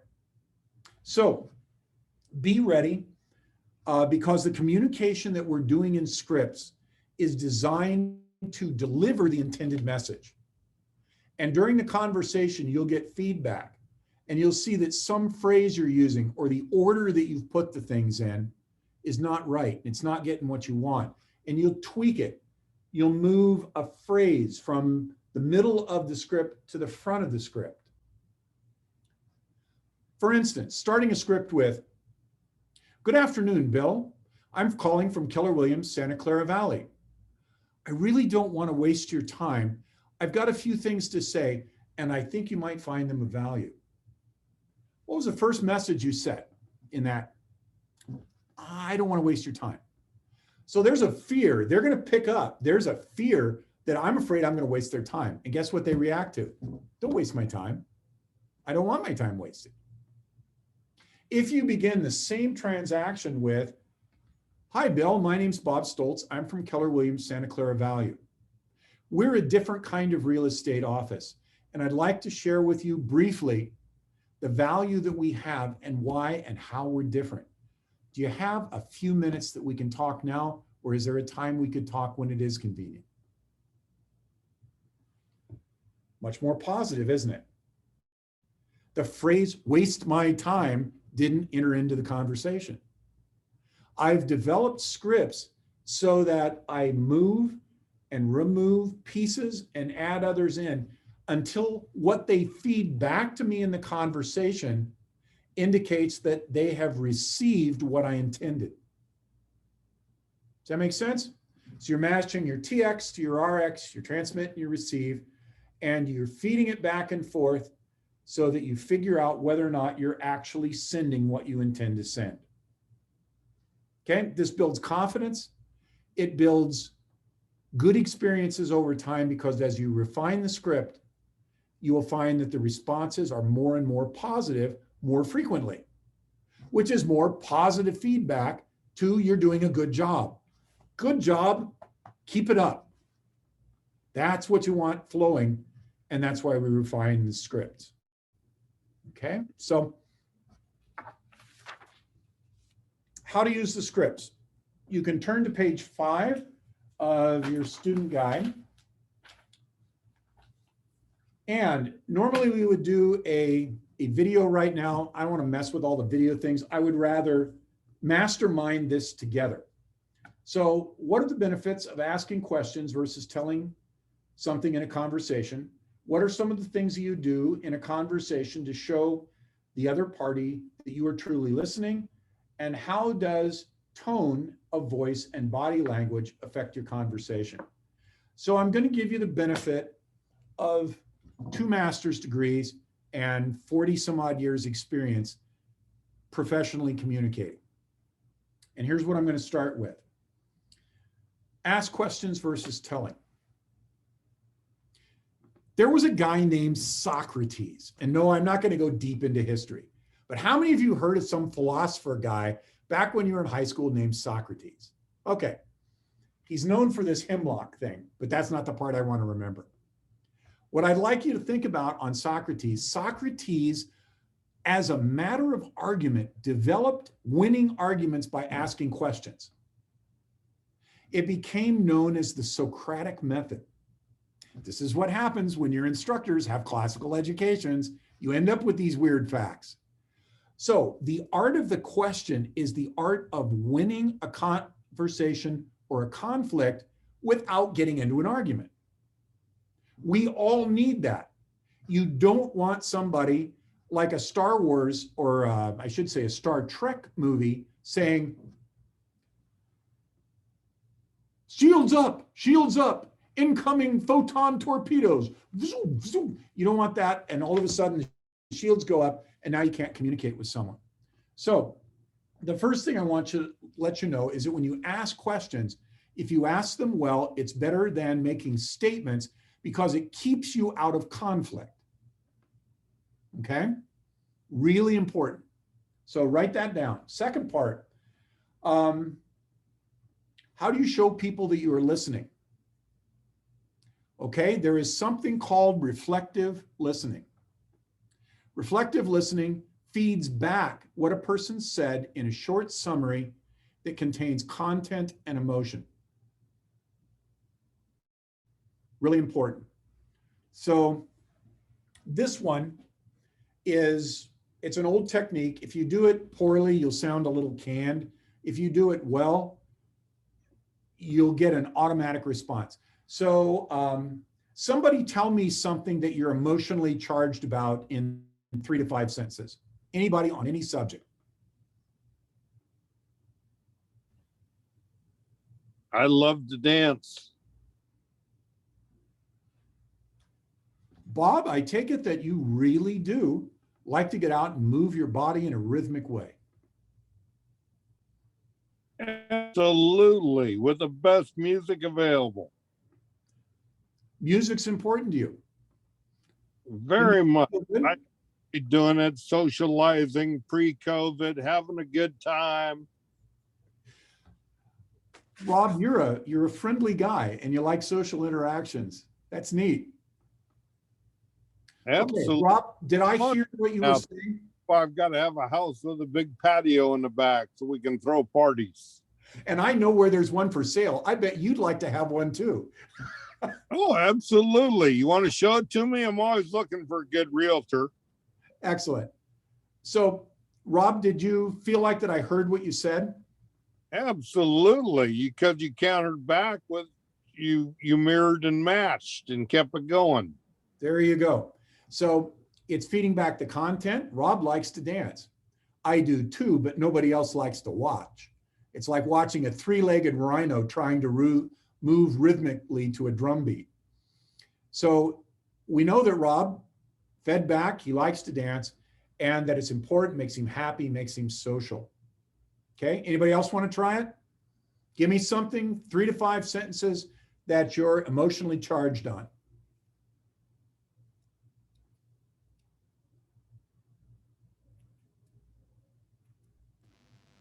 I've been doing karaoke since Melissa was a baby. Excellent. Karaoke is a long time joy for you. It is very long, 30 plus years actually. That's awesome. It's fun to be able to do something we love over a period of time, isn't it? Yeah, it is. And it's also gotten me over my fear of speaking in public and that kind of thing because, you know, when you're singing in public. So karaoke was actually useful. It helped you come out of your shell and get more comfortable around people in large crowds. Absolutely. Okay, perfect. Time out. Thank you. That was the perfect exchange because I wanted you to pay attention to her responses. When I fed back the content and kind of the impact or emotion of what she said, yeah, uh-huh. When they start saying, yeah, uh-huh, yes, that's it. When they use those phrases, you know you've hit it, that you actually heard them and they're acknowledging that they heard you. If they come back and say, like for instance, if Linda had said, you know, I've been doing karaoke since Melissa was little. I love doing karaoke. And I fed back, I bet singing in front of a large audience is fun for you. Okay, she might say, well, not exactly. I like doing karaoke, and then might explain something more. So the thing to listen for when you're feeding back the content and the emotion of what's said in reflective listening is to be able to hear that, uh-huh. When they say that, you know you hit it. And almost everybody does it. It's automatic cultural linguistic feedback. They don't even think, if you try not to do it, it's still hard not to do it. So it just happens. So that's an important thing, is to be able to feed back the content and the emotion to show the person that you're actually listening to what they say. And then the last point was, how does tone of voice and body language affect conversation? A lot, right? If I'm teaching this class like this, okay, so let's see, the next bullet is, oh God, I didn't sleep much last night. Let's see, you're getting the idea that I'm really not interested in doing this. I'm tired and I'm not engaged, right? Comes across, I'm obviously being exaggerative, but you see how that works. Your body language says a lot. Yes, I did enjoy that last date. Sure, I can hear feedback. Go ahead. Am I interested in hearing the feedback?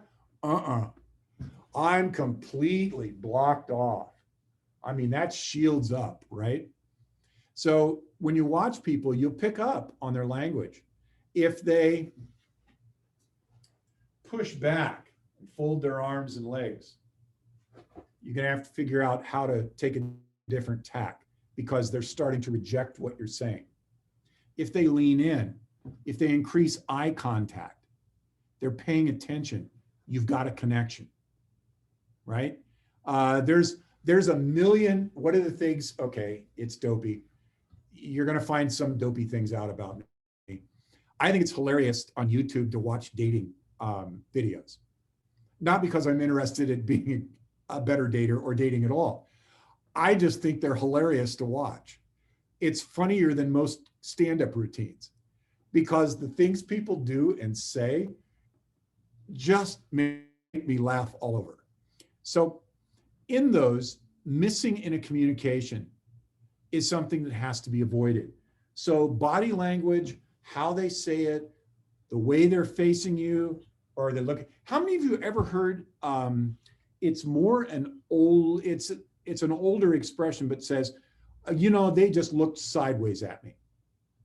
You ever heard that phrase, looking sideways? So looking sideways is like this. Somebody tell me what that conveys.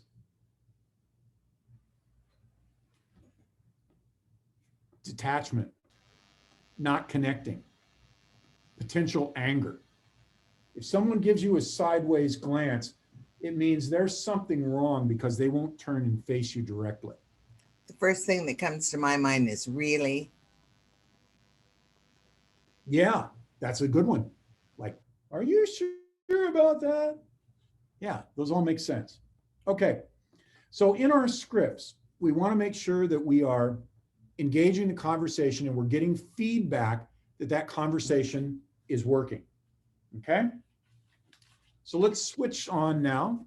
Could I add something to the body language Absolutely. portion? I also, in my own experience, have seen that your own body language not only affects the other person you're talking to, but can also affect how you're feeling. In my other career, I have to do, just like in real estate, I have to go to 100 auditions before I book one, and go through a lot of rejection. But before every audition, before I even step in the room with another human, I take a power stance, which is, I call it my Wonder Woman, where it's, head high, hands on my hips, feeling strong, planted, grounded, and I smile. And it feels weird because there's no one there. You're just smiling in a hallway. And it probably looks weird, but it really sets me up before stepping in face to face, and I really believe that it changes how I feel going in, and then they can also feel it on the other side in that first 5-second interaction. That's fantastic. Thanks for sharing that. It's a great idea. Any other thoughts? If not, let's move on. The next one is role model memorizing scripts. Okay.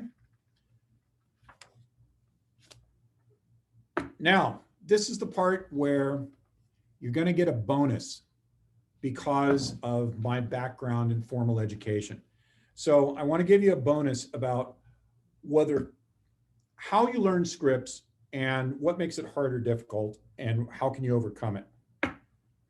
Okay, there are 3 kinds of learners. Everybody learns in all 3 of these methods, but you have a primary, you have a secondary, and then the other one is down here. It's just along for the ride. Okay?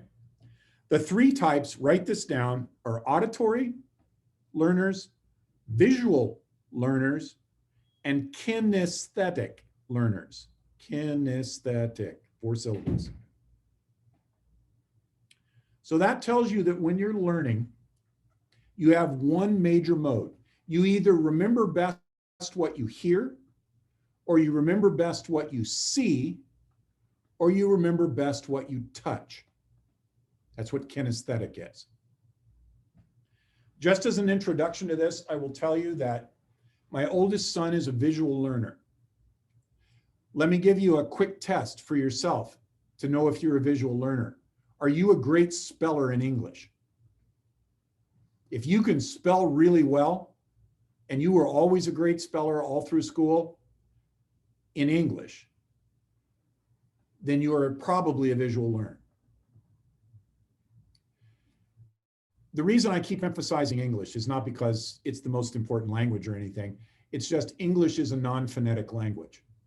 There are more than one way to make the same sound. In fact, there's dozens of ways in some cases to make the same sound. And there are exceptions to every pronunciation rule. When I speak in German, I can write German as cleanly as I can speak it. And the reason is it is 100% phonetic. There are only 2 combinations that can be spelled 2 different ways. And both of them can be spelled one of the 2 ways and always be right, even if it's a little awkward. But German is 100% phonetic. I can spell like crazy in German. So you're starting to figure out which one I am. I'm not visual. Now, how many of you honestly find learning scripts is not that bad? You can do it, and it doesn't take that much time. Excellent. Got at least one, probably others. Okay, if you can do that, you're probably a visual learner. You read it, you remember it, and you can say it. It's what typically happens, not always, but typically. Now, what about an auditory Auditory is what you hear. So if you're in school, an auditory learner will go to every class and listen to the lecture. Why? Because that's how you learn. An auditory learner does not spend a lot of time reading the textbook because they don't remember what they see. They remember what they hear. So auditory learners include musicians. Listening in school is a good example. Crummy speller in English is usually a good tell sign that you're an auditory learner. And let me give you an example of that. I am massively auditory. That is really my primary way of learning. And I'm also a professional musician. I'm formally educated. I have a degree in performance. So I can hear and remember melodies really quickly. I can hear the inner voices. I can hear the tops, the melodies. I can hear the bass. And I can also quickly pick out all of the center melodies and harmonies running counter in the middle. I can remember those almost on the first hearing. I can't remember the lyrics to hardly any song there is, period. Why? Because the words aren't different. You have to remember them by looking at them.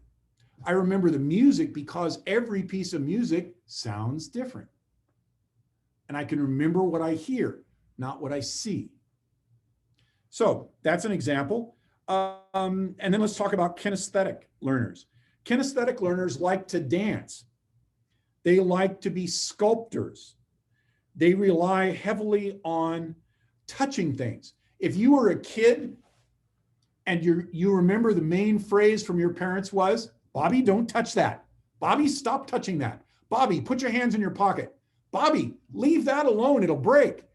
If you remember sounds like that constantly as a kid, you might be a kinesthetic learner, where touching is how you remember. So my youngest son is a kinesthetic learner. Do you know how I had to teach him to spell when he was in grade school? He would sit down cross-legged on the floor with me in the spelling list. His school uniform was usually shorts, and I would have him cross his legs, use his finger as a pencil, and write on his calf. That's how he practiced his spelling words. His finger writing on the flesh of his calf as if it were paper. That's the only way he could remember his spelling words. I tried making him copy them 1,000 times, blah, blah, blah, blah, blah. None of it worked. What worked was when I got this sensory touch connected with his leg, which was the other sensory touch, he could remember it. That was an extreme case, but he was an extreme case. So all of you work in one of these as your prime area. And over the course of time, you've probably developed your secondary one as well. So my visual memory is better now than it was when I was 40, and it was better at 40 than it was when I was at 20. But my principal way of interacting with the universe is still auditory. It's what I hear. So whichever you are, here's how it boils down to scripts. You're going to have a hard time remembering scripts if you're auditory. You just flat out will. If you're visual, it'll be easier. Now, if you can figure out a way to remember it, maybe English is not your first language, you might have a break on the auditory side because you're remembering the sounds as different. If you're a kinesthetic learner, then you're going to need props. This echo clip is now going to represent a conversation around database and why a database is important when I talk to a potential client. It's in the script and I'm going to set it right in front of me. And when I'm talking to the client on the phone and I want to talk about database, I'm literally going to pick the icon up and hold it. They can't see it, but I'm going to sit here and hold it because this is tied to my memory. How weird is that? If you're kinesthetic, you're probably going, oh my God, that's exactly the kind of problem I have. And if you're not, you're going, what kind of freaks is he describing? It's just the way we are. You're wired that way at birth, and you'll have to deal with it. So now let's get into how we use this with scripts. Memorizing the script is the first point. You have to memorize the scripts. Why do you do it? Because most of them, if you're getting them in a good place, are written the way they are for reasons that they generally work. They remove the blocks, they add the hooks to get you into the conversation. So that's really, really important. The second thing is that you have to practice it. And if you're a visual learner, you have to read it several times. If you're an auditory learner, you're probably going to have to keep saying it out loud over and over and over and over again until it makes sense. If you're a kinesthetic learner, this is going to be hard. You're going to have to write it out. Write it out, write it out, write it out. That act of writing will help you remember. So whether you're visual, auditory, or kinesthetic, we've now learned that every human has a primary way of learning, and it directly affects scripts. Use a way that works for you. So if it's visual, keep reading it. If it's auditory, say it out loud. If it's kinesthetic, write it out by hand to help you learn it. One way or another, you've got to do it. And so we also see that there is a methodology for learning it given to us as part of the materials. So you read it, then you repeat it several times while smiling. What difference does smiling have? Because your communication is linked, your expression and your words are linked, and the expression and words are linked both ways. I don't only smile because I'm happy and sound happy when I speak. If I force myself to smile, it will make my speech happy. It's a weird two-way street that a lot of people don't realize that it works two ways, but it does. So smile. If you want to have a happy voice when you talk on the phone, I suggest you turn on your Zoom and watch Zoom like you're looking at your own mirror and watch how you react. And if you smile when you're talking on the phone, even though the other person can't see what you're doing, it will feed back the emotion because you're seeing what you look like. I know, crazy narcissism, but it works. I actually do this. I have gotten used to gesturing inside the screen because I've watched myself when I practice talking, so that I'm not gesturing out here or down here or up here where you can't see things. I keep them in here and I move closer to the camera so that you can see my movements more easily. These are tricks you can use on a Zoom call with a client, but they are also great aids to help you communicate the emotion, even if you're just using voice. Can I add something here, Robert? Absolutely. Jump in, please. Okay, you know, my background is call center management. And so we always trained our employees to, when you talk to the customers, talk to them like they're your best friends and put a smile in your voice and all that stuff, just like you're saying. And one of the things that we would have them do, especially if they had trouble doing that, is put a mirror in front of them. And when they're on the phone, talk to them theirself in the mirror with the smile and the happiness in their voice. And it really does work. And I would recommend that for anybody. Great idea. Great idea. Thanks for sharing that. The reason I use video is because I can make the picture small enough that I don't start paying attention to my crow's feet or the uneven skin on the end of my nose, or how I didn't quite get my beard trimmed on one side. All those negative things start coming in. So I want to get it fuzzy enough so that I can't see that. It doesn't distract me from my talk. But mirrors are great. If you've got a good self-image, use the mirror. That's awesome. Good Hey, idea. Bob, can I ask a question? Sure. It's on topic, but kind of off as well. Yep. So when I was doing scripts for auditions, I did all three methods. I would read it, say it out loud into a recorder, listen to it from the recorder, and write it. It seemed to be the only way to make me feel confident enough that I wasn't going to forget the lines. And even with that, I was always scared I was going to forget the lines when I went into the audition. However, I discovered that if the role required me to be something ridiculous or to talk with an accent, I had no problems remembering the scripts. And I was just wondering if you know why that is. I don't, but that is an interesting way to approach it. I do know that I remember things when I use accents differently than I do. It could be that it intersects the brain differently because it's not the common way. But that's an interesting one. I'll try that. My acting coach would have me do that all the time. If I wasn't getting a script down, he would tell me to be, you know, a German dominatrix or something ridiculous. And it would just, and it was like the fear of forgetting the lines disappeared and I knew every line perfectly. You know, I don't know why it worked, but it did. Awesome. Thank you for sharing that. I would never have known that one. That's great for the group to know. So from now on, I will practice my scripts like I just walked out of the Black Forest. More fun at least, right? Yeah, or like Sergeant Schultz off of Hogan's Heroes. So anyway, for those of us who are old enough to remember those. Okay, Melissa, thank you. I had no idea. That's a great technique. I'm going to try it, see if it works. Good deal. Okay, so I want you to open your script books. We're going to have time for one of these scripts.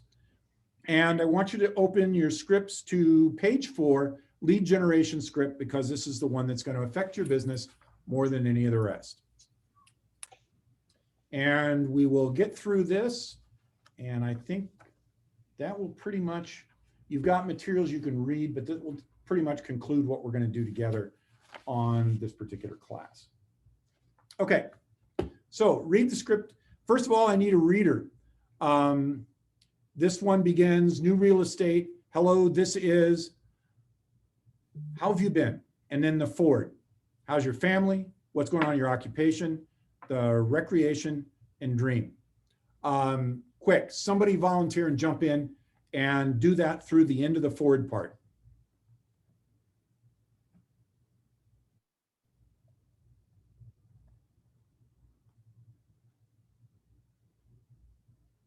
Bueller, Ferris Bueller. So you want to read what? The where it says read? Yeah, just up at the stop where it says, hello, this is your name here. How have you been? How is your family doing? Are you still working at? Are you still enjoying? Did you ever pursue that? I can't, that's not the page I'm looking at. I must be looking at the wrong page then. This is under the script book. Looks like this. Oh, wait, you're looking at the book. Okay, get somebody else in. Okay, no problem. Anybody there? Nope, don't have it. Okay, if you don't, then I'm going to use the time differently. What page is it? It's page 4 of the script book, version 5.2 Ignite. There are 2 books. There was your work materials book, and there's the lead generation and scripts. I got it. Grace, go for it. Okay. Hi. Oh no, sorry. Let me move that. Hello, this is Grace. How have you been? I've been good, thank you, Grace. Do I need to go? Oh, I'm calling to share. I'm now a real estate agent with Keller Williams Realty.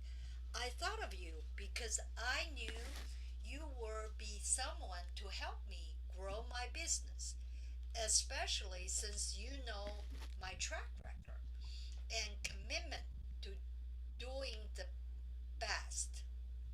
Very good, that's right, Grace. I remember meeting you, and you're smart and you pay attention to business. It's good to hear from you. Thank you. I'd like to share my free real estate app with you. It is so easy to check what to sell and what price on your street, in your neighborhood, or any place in United States and Canada. I can send you a text with a link. Does that sound good? Absolutely. You know, Grace, I'm getting older and I'm thinking about moving to Mongolia because I really like Bactrian camels, and the idea of riding my small Mongolian pony across the steppes of Eurasia. Wow, that's exciting. Yeah. Yeah, I would also like to offer a real estate update on your neighborhood. You can also add additional neighborhood you may be interested in and even customize how often you receive the updates. All I need is your current address and email, and you will start receiving it right away. Do you mind share this information with me? No, not at all. Do you have a pencil ready? Yes. Okay. I live at 111 Center of the Universe Street, Narcissistic, California. Okay. Yes, I'm too weirdo. Or Thank- 95120, whatever it is. Thanks. Okay. What is your email address? rstolz@kw.com. Good. I'm building my business on people I know and the people they know. Do you know of anyone from work, your neighborhood, or a group you belong to who's thinking of buying, selling a home? I certainly do. You know, it's going to be a little while. It's going to be another year before I'm interested in moving to Mongolia. But I have a friend at work named Alan who's interested in buying a rambling ranch in Los Altos Hills. Would you like his information? Oh, absolutely. Do you Okay, mind I'll send that to you. share? Oh, wow.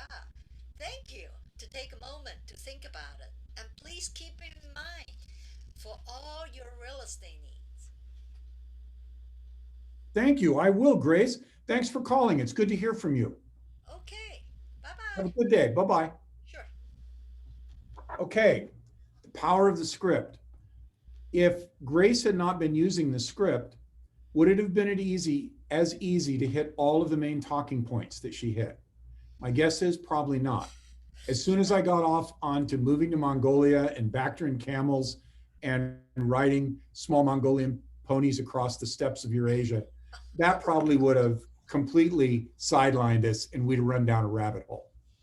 But Grace got right back on the script, stayed at it, and she got the referral that we might have otherwise forgotten about. I would have forgotten about that.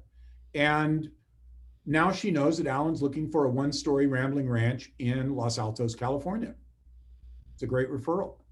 And I can give her the email and I can tell her to forward it to my friend.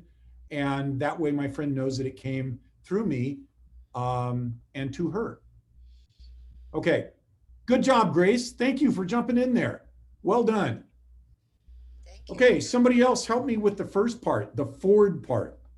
How's your family? Are you still working at? Are you still enjoying? And you can ask me about, I'll be your guinea pig. You can ask me about riding. And then do you ever pursue that, whatever my dream is? My dream is to live on a big piece of land again. So who wants to try it?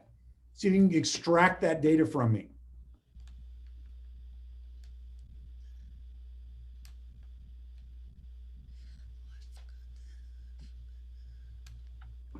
Anyone? Bueller, Ferris Bueller.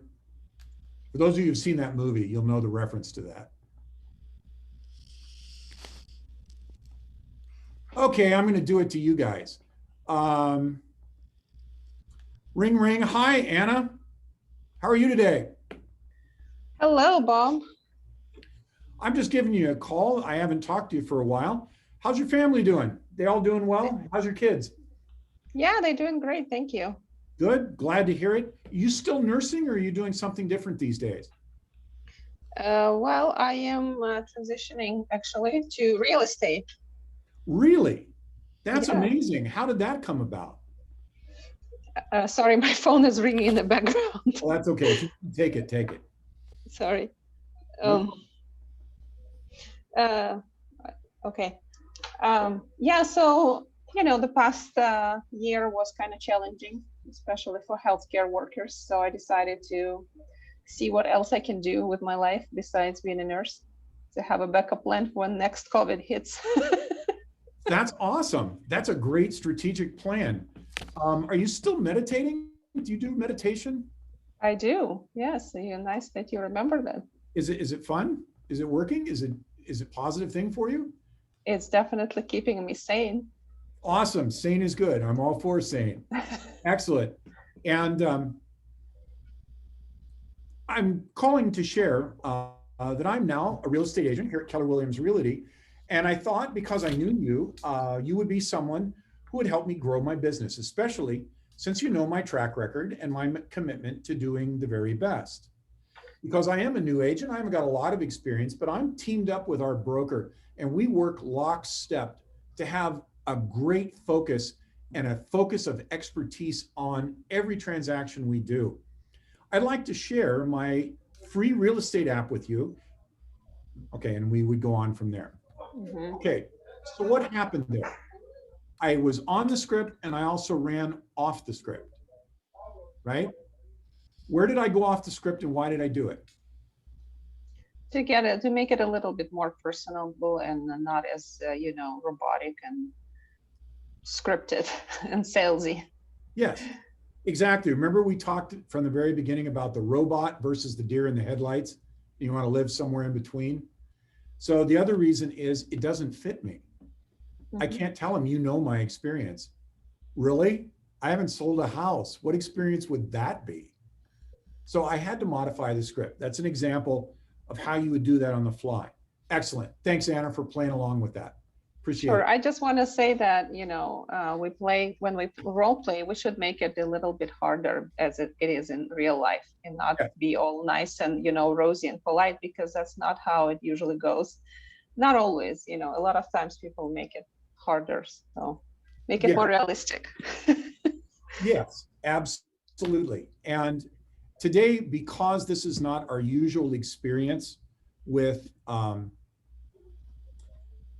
way Ignite works, we're having to do this remotely. We would be doing a lot more of this pairing off. So we have made certain progress in the materials themselves, but I'm giving you homework to work on this on your own, okay? Because you can't do it all in class. So if you'll turn with me to the course material, page 16, the role play, this basically walks through how do you set up and practice your scripts. I want you as homework to find somebody else. Most of you or many of you may already have someone to practice with. If you don't, you can always let me know. And if you're too shy to talk to another agent, I'll figure out if I can hook you up with one. So you'll have a practice partner, but you can probably figure it out on your own. And I want you to work through your script books because you have scripts for if you're new to real estate, which is all of us. If you're new to Keller Williams, how to remind someone that you're in real estate, calling for referrals, calling personal professional service industries. You've got the whole list. This book that you've got as part of the materials, the script book, is invaluable. And I want a commitment from you today that you're going to take the time to go through every script. Now, here's the minimum I want you to commit to.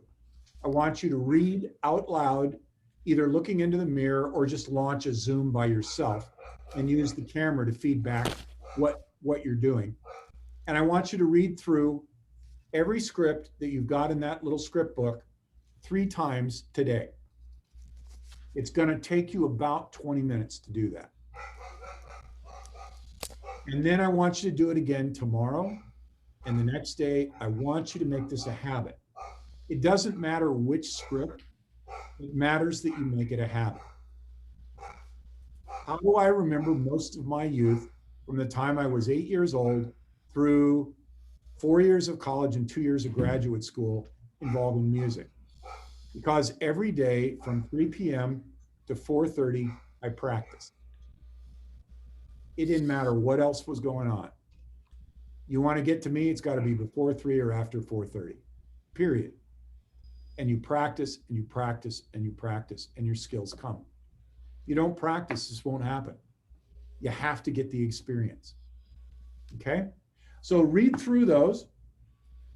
These 3 times in front of some sort of reflective media, be it a physical mirror or a Zoom, so that you can build the habit of reading and using scripts. Okay, give me just a second here. Need to look at something.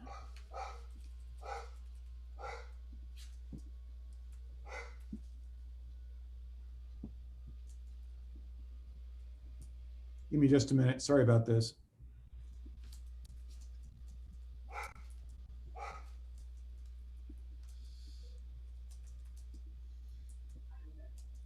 Ah.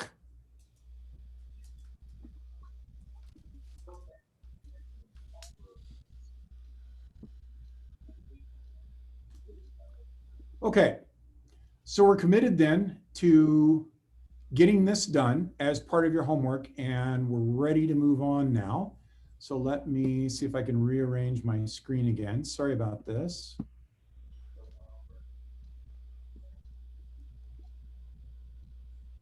My screen just went a little crazy.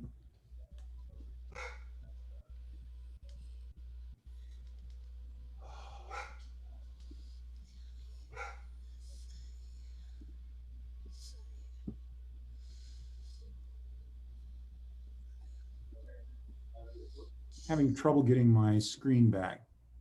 Just a second. You can probably still see me though, huh? There we go. Yes, Bob. Yes, your screen is frozen. Okay, let me try something.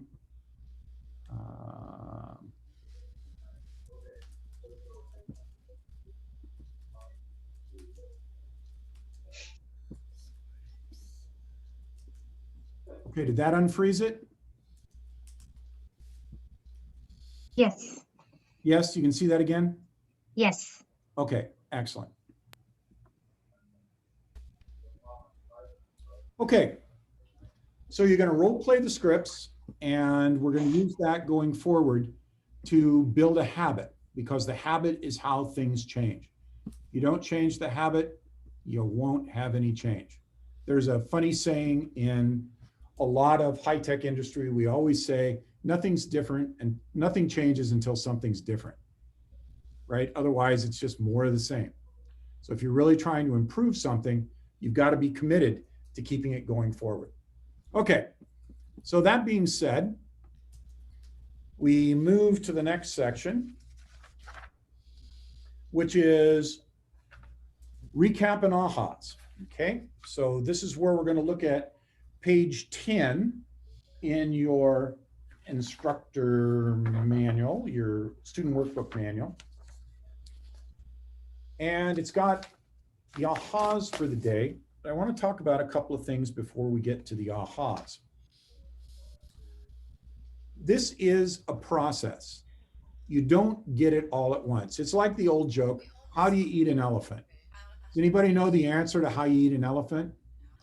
One bite at a time. One bite at a time. One bite at a time, exactly. All of this will improve for you as new agents or relaunching agents or improving agents because you continue to work it. Okay, if you don't continue to work it, nothing changes. So we want to make sure that we take some ahas away. So I want you to take a couple of minutes on how has your thinking changed as the result of interacting together on this topic. Then the second area is, what do you feel differently about and what was meaningful to you today?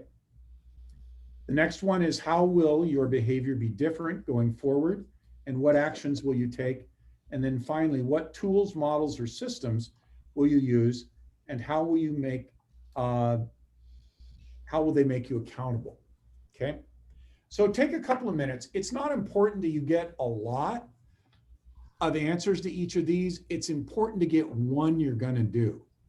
This is the one bite of the elephant. You can list 20 things, but you're not going to remember 20 things by the time we hang up together. You might remember one. So try and get one thing down for each of those seconds. I'll give you a couple of minutes to do so.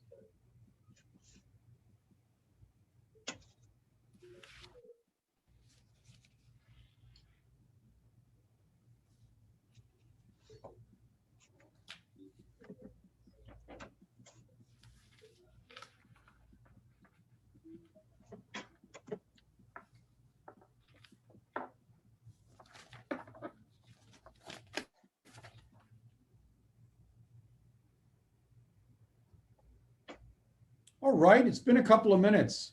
Let's jump in, jump out, and ask questions if you need them. We're going to first all together answer the first question. How has your thinking changed? Somebody jump in.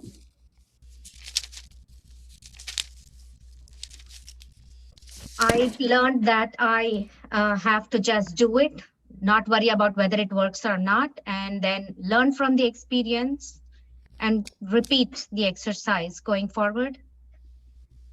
Awesome. Go ahead. And keep track of whatever I have learned, and based on that, redefine my goals and successes, make that a daily practice. Excellent. Thank you for sharing that. That was great insight. Give me some more. It's nice to know that there's 20 other people going through and thinking and experiencing the same things I am. Feels good to have a cohort, doesn't it? Excellent. Thanks for sharing that. Great insight. What else? You just have to realize that the worst that can happen is somebody could say no or hang up the phone and life goes on. It's not a big deal. Excellent. Thank you. That's a great point. Well, I need that one. That one's hard for me. I mean, nobody died. Nobody went broke. Nobody, nothing bad happened. Yep. Excellent. Thanks, Rob. That's great. Come on, let's get some more. I think it's so important to learn to overcome your negative feelings and stay positive, find a solution rather than a problem. Excellent. Thank you. Great insight. What else we got? I think I learned, is there many ways we can learn? Change from, for me, has changed from obstacles to it can be done. Excellent. Obstacles to can be done. Thank you. I'm sorry, Grace, you were kind of quiet on that. The microphone's quiet. Please repeat so we can hear your insight.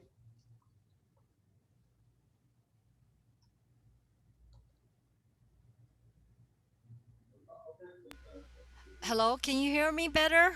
Perfect. Thank you, Grace. Yeah, I learned there's many ways we can learn, from reading, audio, and kinesthetic, and we can change our negative environment, our thought, change it to be positive. Excellent. Thank you, Grace. Great insight. One more. Somebody hop in. I'll hop in. Go for it, Nancy. My aha moment is just that no matter what walk of life we've all been through, like this is a new start and a new chapter for all of us. So it's just good to have that support and know that we're all in it together. Just kind of how Melissa touched base on it. Like, it's just good to know that we're not alone and that we're all going through this together. And just the support alone, I think is good. It's positive, and thank you. Excellent. Thanks for sharing that, Nancy. It's good insight. Okay, let's move forward in the materials. That was a good recap for the how has your thinking changed. What about what do you feel differently about, and what was meaningful for you today? What do you feel differently about? Just give me a one-liner. Making calls. Making calls, okay? Need to do it. What else? Improvising the script. Excellent. Improvise at the same time memorizing scripts. Great. Dwell on the positives more. Yes. Dwell on the positive. Excellent. What else?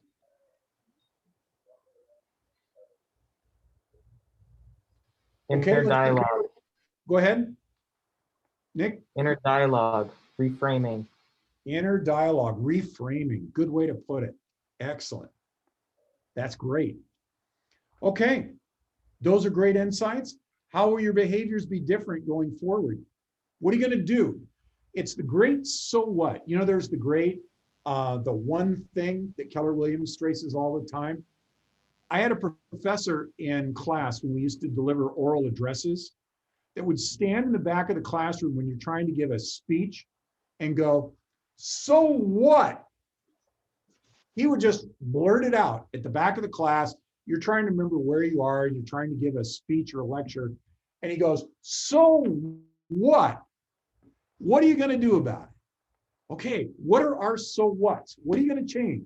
What behaviors?"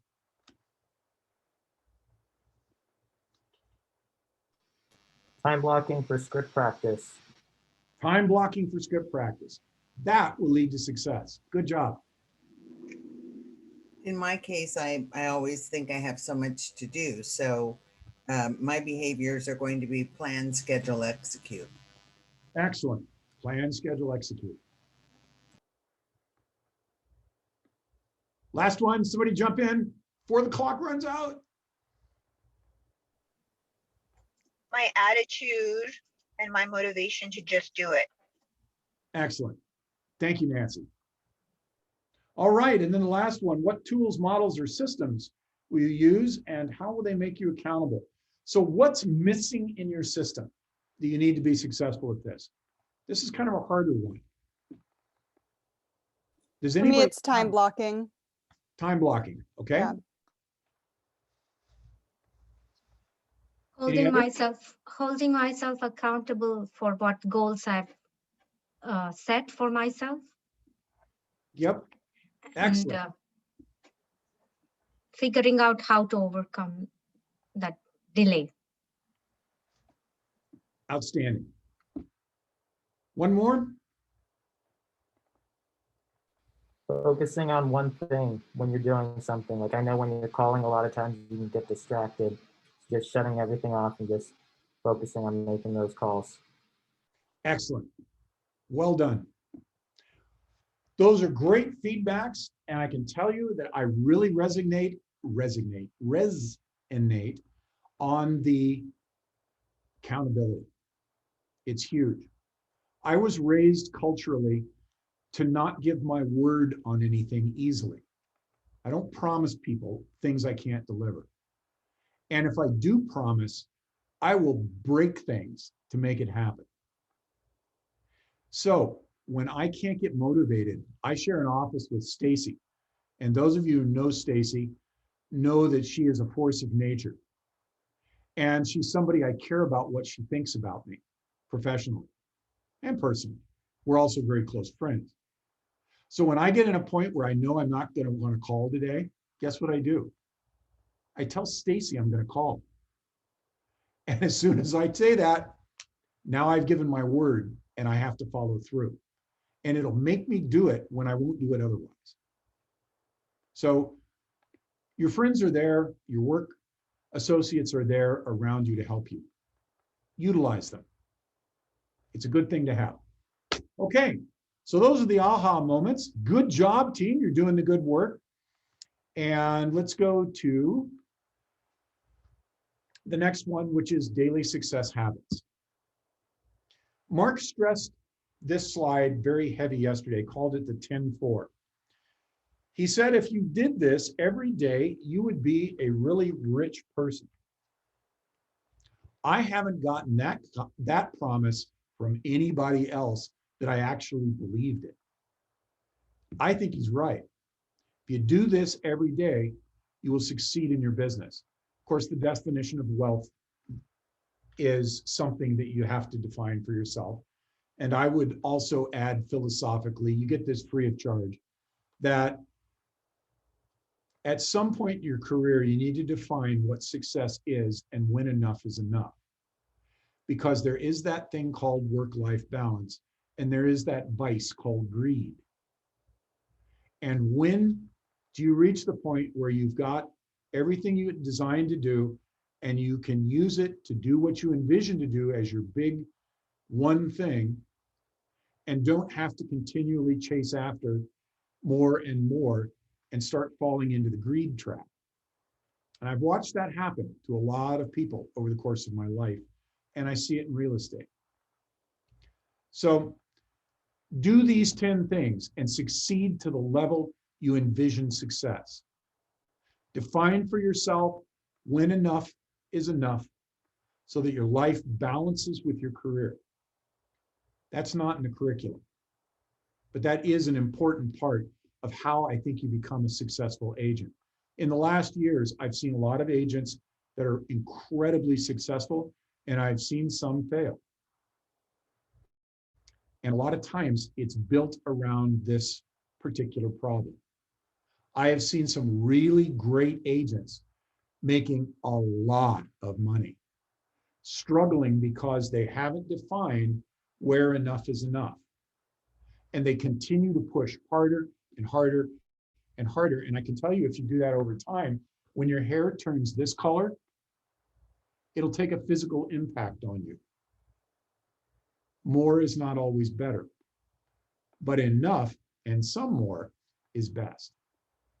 So you got that free of charge. Sorry, had to get a little bit philosophical there. Mark hit this whole subject wonderfully yesterday, and I don't feel a need to dwell on it any further, but definitely take it to heart, practice, commit yourself by telling other people you're going to do it, and you'll be more likely to follow through. Okay, the next area of the scripts we already talked about. Go through your script books. You've already committed that today, before your day ends, whenever that is, you're going to read through every script 3 times in front of a reflective media, be it video or a mirror, so that you get a chance to practice. And the only way it gets easy is to practice. I guarantee it. Okay, next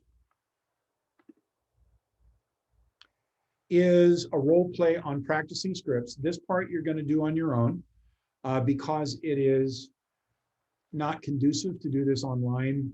Even if we break up into pairs, it gets weird.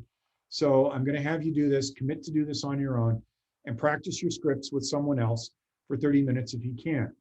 If you can't do that, stick to your primary commitment today, which is to read every script 3 times in front of a media. If you do that, I will consider this to have been a useful use of your time this morning. If you don't do that, I'm not as sure. Got to build those habits. Now, this is one we haven't talked about, but we need to talk about for a minute. The National Do Not Call Registry. This is an important thing to be aware of. There are legal issues, and many of the brokerages and offices in this valley have been sued for breaking the Do Not Call list registry. So we need to have subscription to a registry that checks whether or not the number is cleared to call.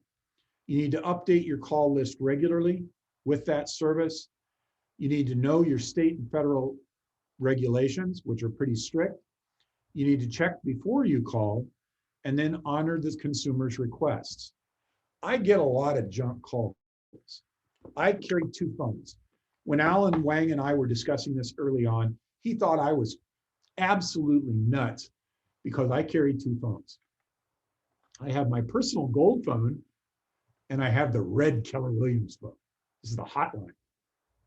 This one is whitelisted. If you're not in my book, you will bingo off and not ring through, because I get more junk calls than you can imagine on my personal phone. My KW phone has the voicemail set up. I monitor it carefully, and I'm careful not to use this number except in business. So this number, if you want to get me, I better recognize your number. It's going to be hard to get through. I also never set up the voicemail because I don't want all the messages.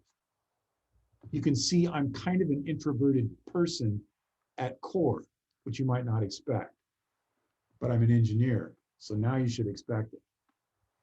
This, oh wow, did you see the light go on for you? It went on for me. I'm sorry, I hit the button. There, it's off. Wow, I wish I had actually thought of doing that. This phone, I stay really close to, and this is what I use for all my calling professionally. So I have a record that I keep of every call.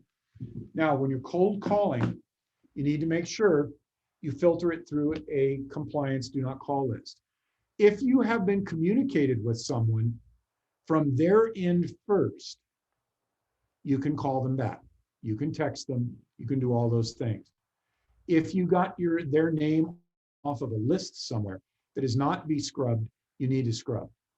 And if you don't know how to do that, you need to work through your office, whether it's Santa Clara Valley or Silicon City, and figure out how you can do this so you don't get sued.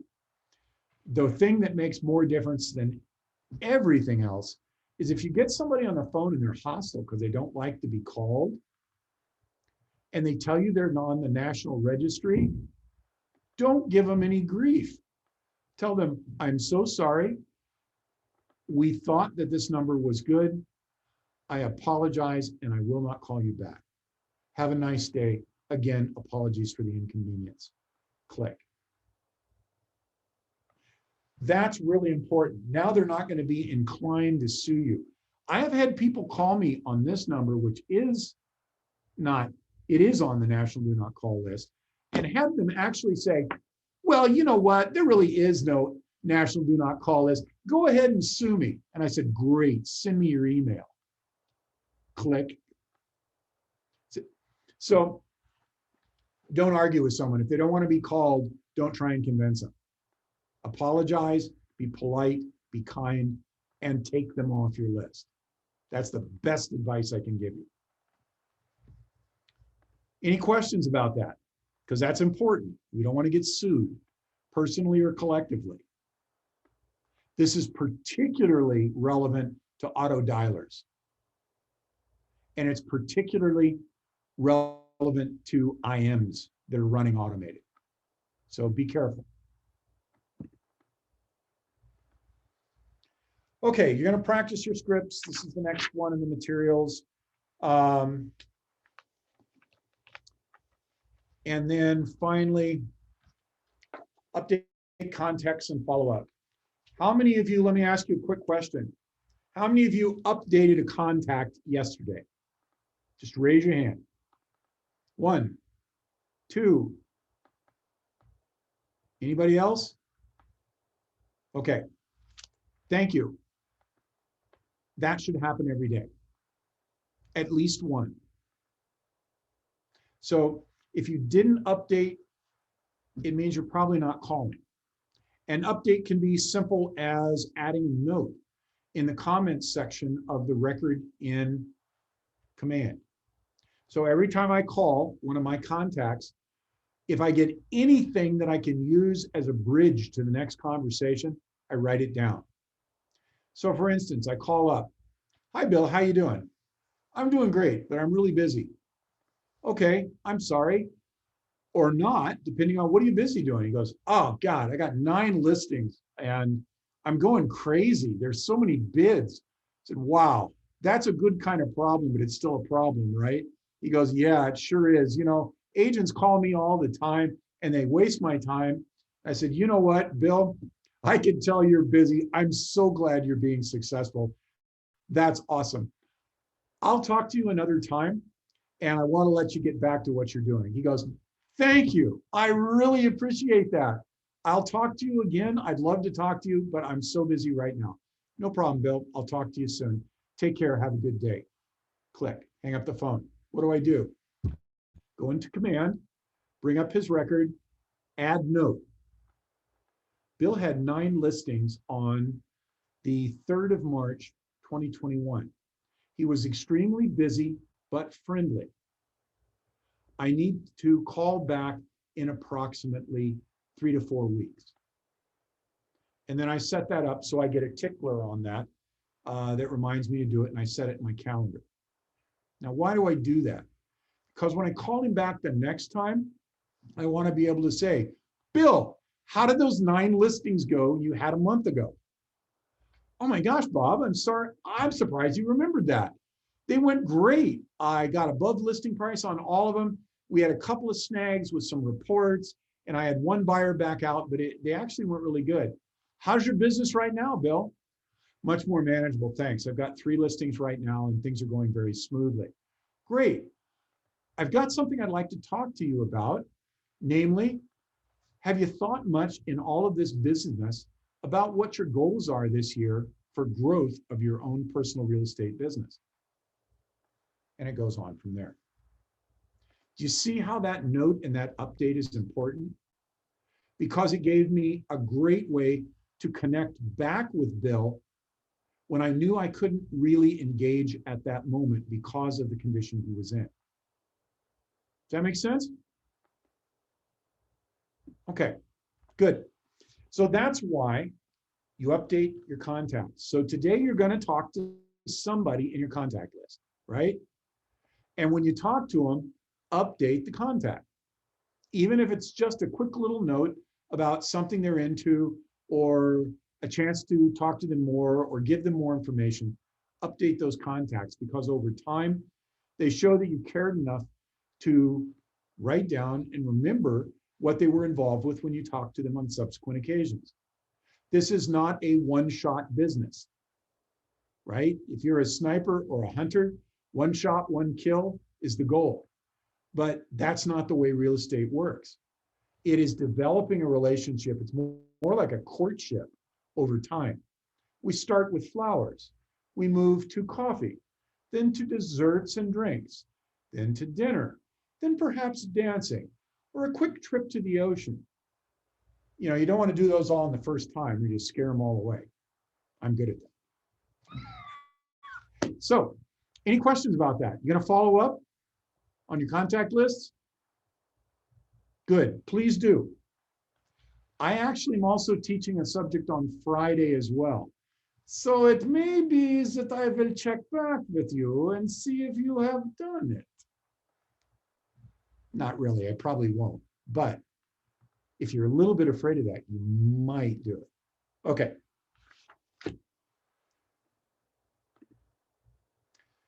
This is some more practice. You're going to do this. We've talked about this. And then command and connect. Be sure that you're going in and using them. Facebook groups is a great place to get help when you're dealing with command or connect, particularly command. There's a lot of different ways to learn command, and there's certain agents that never will. It's not saying anything bad against them. A lot of the agents who have trouble with command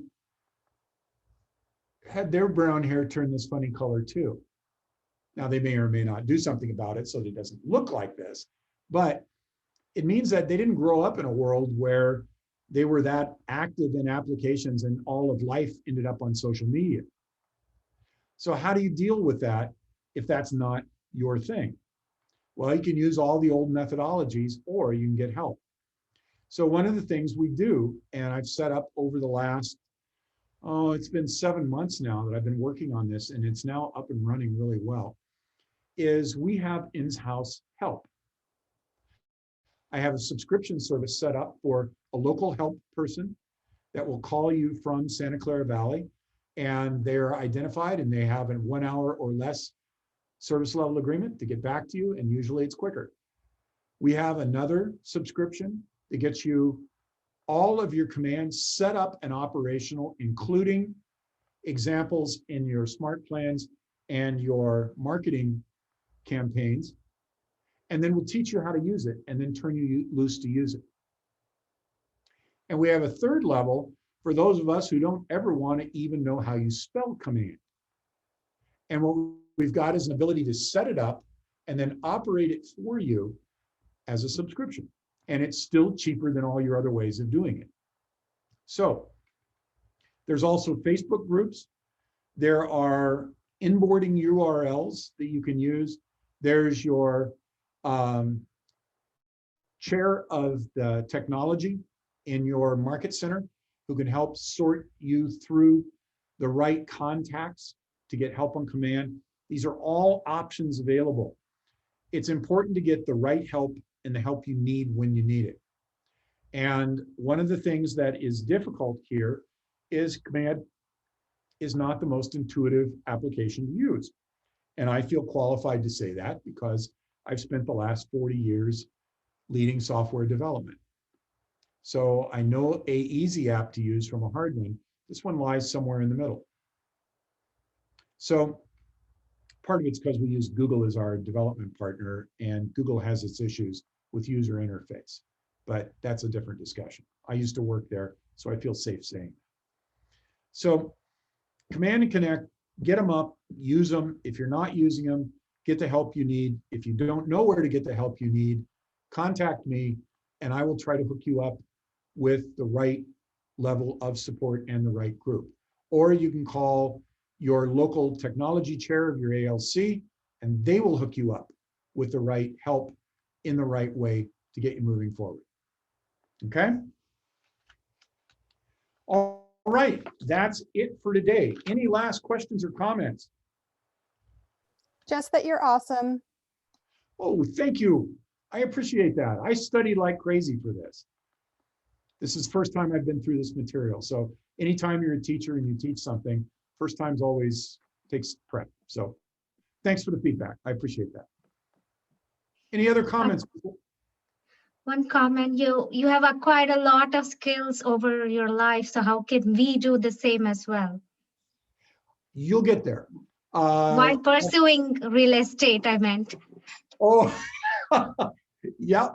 Use everything you've learned up to now and continue to learn going forward. That's the way to do it. Okay. Everything is related to everything else. I know you're out of high tech, Vasu, and I know how you can link that. We've talked about that. Let's keep that conversation going. Got it. Thanks, Bob. You're welcome. Any other comments before we go? Going once? Going twice? Thank you so much, Bob. I really enjoy that you share all your real life experiences and bringing it down to us on the scripts. You're certainly welcome. It's my pleasure. I sincerely enjoy working with you guys. So y'all have a great day, as they would say, south of the Mason-Dixon line, and look forward to seeing you in class tomorrow with Mark and being able to have the privilege to work with you again on Friday. So very good. Have a great day. Be productive. Read those scripts. Thank you.